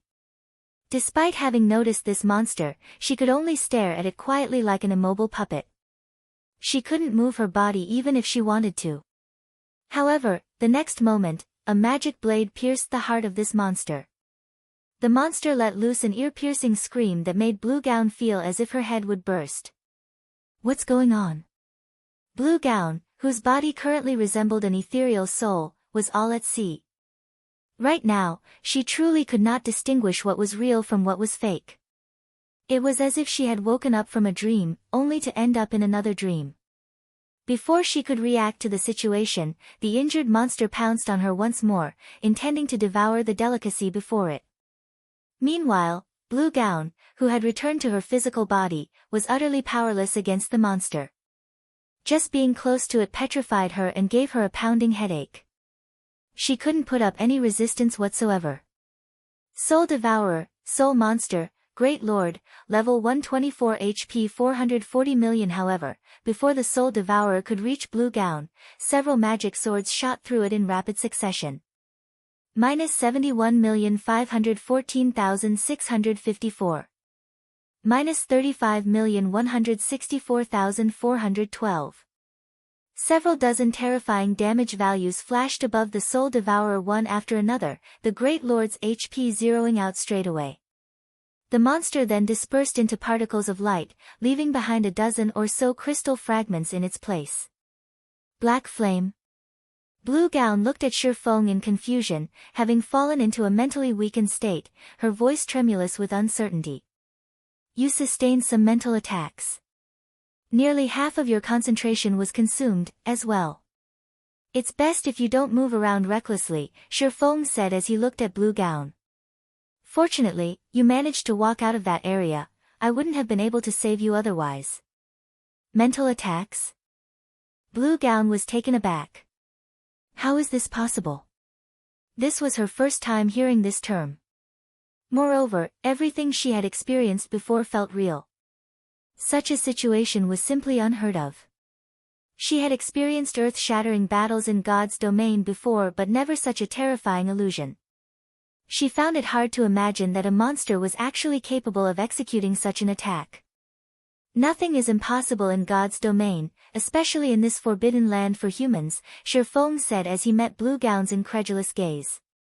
Shaking his head, he said, monsters in God's domain aren't limited to physical and magical attacks. They have many unknown ways to attack and lay traps. Even if a player possesses combat power far surpassing a monster's, the player will still get killed if they aren't careful. Take these monsters that are capable of employing mental attacks, for example. Even if you have superior basic attributes, so long as you get caught in their mental attack, if you don't have incredibly strong willpower and the concentration to break through their mental bindings, you will still get killed. This was also why it was important for players to improve not only their basic attributes but also their concentration. During the early stages of God's domain, players would rarely encounter mental attacks. Those that did wouldn't notice it due to their ignorance of mental attacks.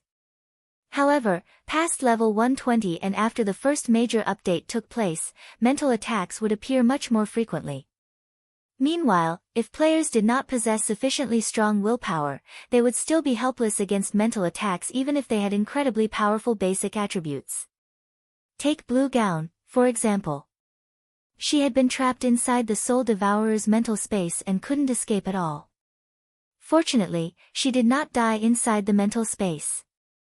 Otherwise, even if he managed to save her from the Soul Devourer, all he would have saved would be an empty husk. In God's domain, dying inside a mental space was no different from dying in the outside world. To put it simply, one would suffer a soul death. This was also why most players in his previous life dared not offend Tier 5 NPCs, as some of them wielded mental attacks. Meanwhile, suffering a soul death was much worse than a physical death. Worst case scenario, one would lose one's account and have to start all over again. After Feng finished speaking, he resumed controlling his magic swords to rescue the others. This is a true forbidden land. As Blue Gown looked at the death and destruction in her surroundings, she finally realized that the ruined mountain range was much scarier than she thought. Compared to the battles she had experienced before, the one just now was on an entirely different level. Moreover, she had never thought that there would be such forms of combat in a virtual reality game. Despite the Soul Devourer's basic attributes being inferior to hers, she had been utterly helpless against it. When that Soul Devourer approached her earlier, she had suffered an intense headache. Her head had hurt so much that she couldn't control her body, let alone fight. Blue Gown wasn't the only victim of a Soul Devourer's attack. Several dozen other people had been caught as well. Of those present, only 19 people managed to avoid the Soul Devourer's attacks. Of the 19 people, the Azura Adventurer team had an overwhelming advantage in numbers. 8 of the Adventurer team's members were unscathed, compared to the 5 members each of Crimson Emperor and Unyielding Soul. At this time, everyone was desperately trying to save those who had been caught. However, some of the victims were beyond rescue already.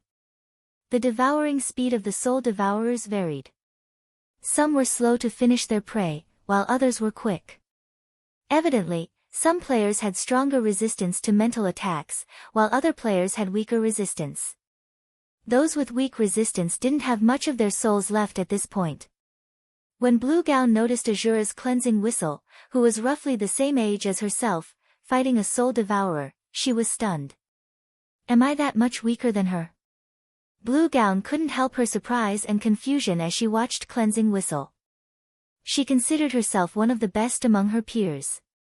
Her guild even recognized her as one of the top 3 talents of the younger generation.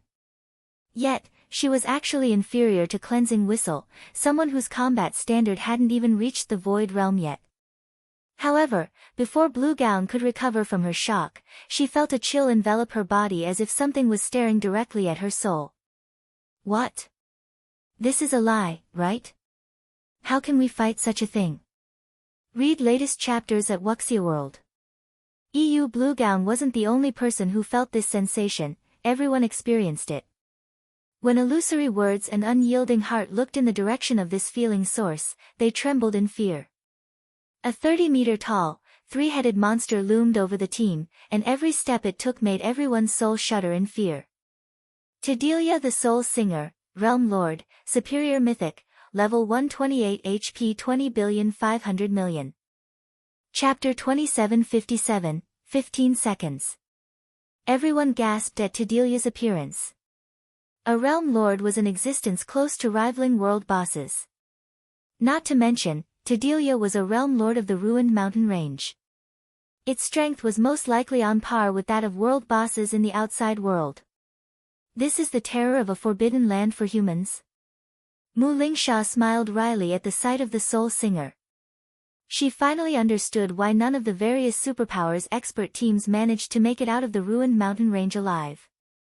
It would be strange if they did. At this time, not only was half of their team dead, but they also had to fight a large number of Soul Devourers. Although the Soul Devourers weren't particularly strong, most of the surviving members of their team couldn't fully exhibit their combat power either. The Soul Devourers dealt astonishingly powerful mental damage. Even after players broke free from the Soul Devourer's mental shackles, the mental damage still existed, affecting their brains. The consequent headaches prevented the players from executing delicate actions, which, in turn, lowered their combat standards by 2 ranks on average. Now, Void Realm experts could exhibit combat standards only at the Refinement Realm, while Domain Realm experts' combat standards were at the Void Realm. On the other hand, the Soul Devourers all had combat standards at the Trial Tower's 6th floor. They could undoubtedly be considered first-rate experts, not much inferior to ordinary Tier 3 experts in combat standards. With the addition of a Realm Lord, there was no way their team could get out of this situation alive. Among those still standing, only Lifeless Thorn, Solitary 9, Yenya, and Cleansing Whistle remained relatively calm, continuing to systematically slay the Soul Devourers, troubling the players around them. 9, Thorn, and Yenya, help me hold the boss for 15 seconds. Feng said after saving another person from the Soul Devourers. Upon hearing Feng's command, illusory words and unyielding heart couldn't help doubting their ears. They're still going to fight in this situation. Their opponents consisted of several hundred Soul Devourers and 1 Realm Lord. The only thing they could and should do now was run away. The battle recovery of a monster of Tedelia's rank allowed it to regenerate 2% of its HP every 5 seconds. In other words, the Realm Lord could recover 410 million HP per 5 seconds. That was basically killing a Great Lord of the same level every 5 seconds. If they couldn't accomplish that, they wouldn't even be able to get Tedelia's HP below 98%. Meanwhile, their team currently had fewer than 30 people alive, nearly half of them in a mentally weakened state and incapable of combat. With Tedelia's defense as a superior mythic thrown in, their team's attacks would, at best, give the Realm Lord an itch. 15 seconds. After briefly calculating their chances, Solitary 9 nodded and said, no problem. However, 15 seconds really is the most I can do. Tedelia's mental influence was too powerful, even Solitary 9 felt a little overwhelmed. No problem. If you can't handle it, I'll take over. Lifeless Thorn said, excitement flashing in his eyes as he looked at the approaching Soul Singer. Previously, killing monsters for EXP had been a chore for him. After all, none of the monsters he fought allowed him to improve. He was killing them solely for the sake of leveling up. However, after setting foot in the ruined mountain range, he finally felt that he was truly fighting a battle. Previously, he would get the exhilarating feeling of having one move decide his life or death only when fighting peak experts. Now, however, the Soul Devourers were giving him the same feeling. It was simply wonderful. As for Tedelia, the Realm Lord was an existence that could even terrify him. This was the kind of opponent he had been hankering for. Alright, let's hurry up and head over. If we wait until the boss arrives, the others might get dragged into the fight. Yenya said, her head aching slightly when she saw Lifeless Thorn's excited expression. Solitary 9 and Lifeless Thorn activated the power of darkness, boosting their basic attributes by a large margin. Now, both of them were comparable with Tier 4 existences. The next moment, the 2 melee players turned into streaks of light as they charged at Tedelia. Meanwhile, Yenya, a druid, chanted an incantation and flew toward the Realm Lord. Simultaneously, she cast a layer of life protection on both Solitary 9 and Lifeless Thorn, the spell capable of absorbing some of the damage they took and converting it into HP, roar. Tedelia bellowed in anger when it saw 2 ants charging at it, its roar echoing throughout the ruined mountain range's outermost area. As its roar spread, an invisible mental attack struck everyone. Aside from Feng, everyone present groaned in pain. Good. You really are powerful. After suffering Tedelia's mental attack, which was much stronger than its ever-present mental influence, Lifeless Thorn turned deathly pale. However, when he looked at the 30-meter-tall Realm Lord, not only did he not grow fearful of the boss, but the fighting spirit in his eyes even burned brighter. He raised his spear and transformed into a lightning bolt shooting at Tedelia. Tier 3 Legacy Skill, Lightning Flash. With the power of darkness's buff, this attack pierced through space itself. As if he had teleported, lifeless thorn instantly appeared before the soul singer. So fast. This scene surprised Unyielding Heart. There had been a 200-yard gap between Tedelia and lifeless thorn, yet the latter had crossed this distance instantly. Unyielding Heart wasn't sure he could react to such a speed even if he activated his berserk skill. Boom! A deafening boom echoed throughout the mountains. The next moment, a black shadow fell from the sky and struck the ground heavily, the impact of the collision creating a crater over 24 meters in diameter. Inside the crater, lifeless thorn stood, propping himself up with his spear. His hands on the spear trembled, and blood leaked out from a corner of his mouth. It was evident he had sustained a major blow. His HP had fallen by more than 460,000. What happened? Blue Gown, who was watching the clash from a distance, was dumbfounded. Lifeless Thorn's attack carried incredible power and speed. Even an actual Tier 4 mythic monster should have suffered a serious injury from it. Yet, not only did Lifeless Thorn fail to inflict any damage on Tedelia, but he had even taken damage. Moreover, Lifeless Thorn had lost close to 10% of his HP despite the life protection cast on him. At this rate, without additional healing, he would definitely die after 6 or 7 more exchanges. Is this monster really just a superior mythic? Everyone couldn't help doubting their eyes as they stared at the intact soul singer. They had seen superior mythic monsters before. Some of them had even killed one before. However, compared to those superior mythic monsters, Tedelia was like a completely different creature. However, when Feng, who was currently incanting, saw this scene, he wasn't surprised at all. The early stages of God's Domain served to let players adapt to God's Domain's combat style.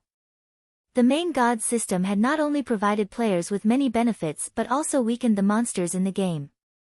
In fact, even the level 100+ monsters that players felt were strong weren't actually at their peak condition. They were still suppressed to a certain degree. However, that was not the case for the monsters in Forbidden Lands. The monsters in these locations weren't subject to the main God system suppression and could exert 100% of their combat power. In Forbidden Lands, mythic monsters were beyond the capabilities of ordinary Tier 3 teams. Tier 3 players would need top-quality equipment and various support tools to even stand a chance. Moreover, the team would also need many experts with berserk skills. Otherwise, only one outcome awaited the team: annihilation. Not to mention, Tedelia was a bona fide superior mythic. If Feng himself fought Tedelia right now, he definitely wouldn't have an easy time. They would need at least 6 Tier 4 players to defeat this boss. Otherwise, challenging the Realm Lord would be sheer suicide. This was why he had tasked Lifeless Thorn's trio with only holding back Tedelia for 15 seconds. Asking them to hold the Realm Lord back for even a few seconds more was a luxury they couldn't afford. Subsequently, Solitary 9 and Lifeless Thorn activated their life-saving skills one after another to defend against Tedelia's attacks. Even Yenya, who served as the healer of the trio, had to activate her power of darkness. Without the additional basic attributes, she would have died from any random stray attack that hit her. One time, to defend against Tedelia's trampling, Solitary 9 activated his Tier 3 shield wall and interposed himself between the Realm Lord and his 2 companions. However, even with his life-saving skill activated, the resulting shockwave still sent the trio flying several dozen meters away. Both Lifeless Thorn and Yenya lost over 1 million HP from the attack, whereas Solitary 9 lost over 3 million HP.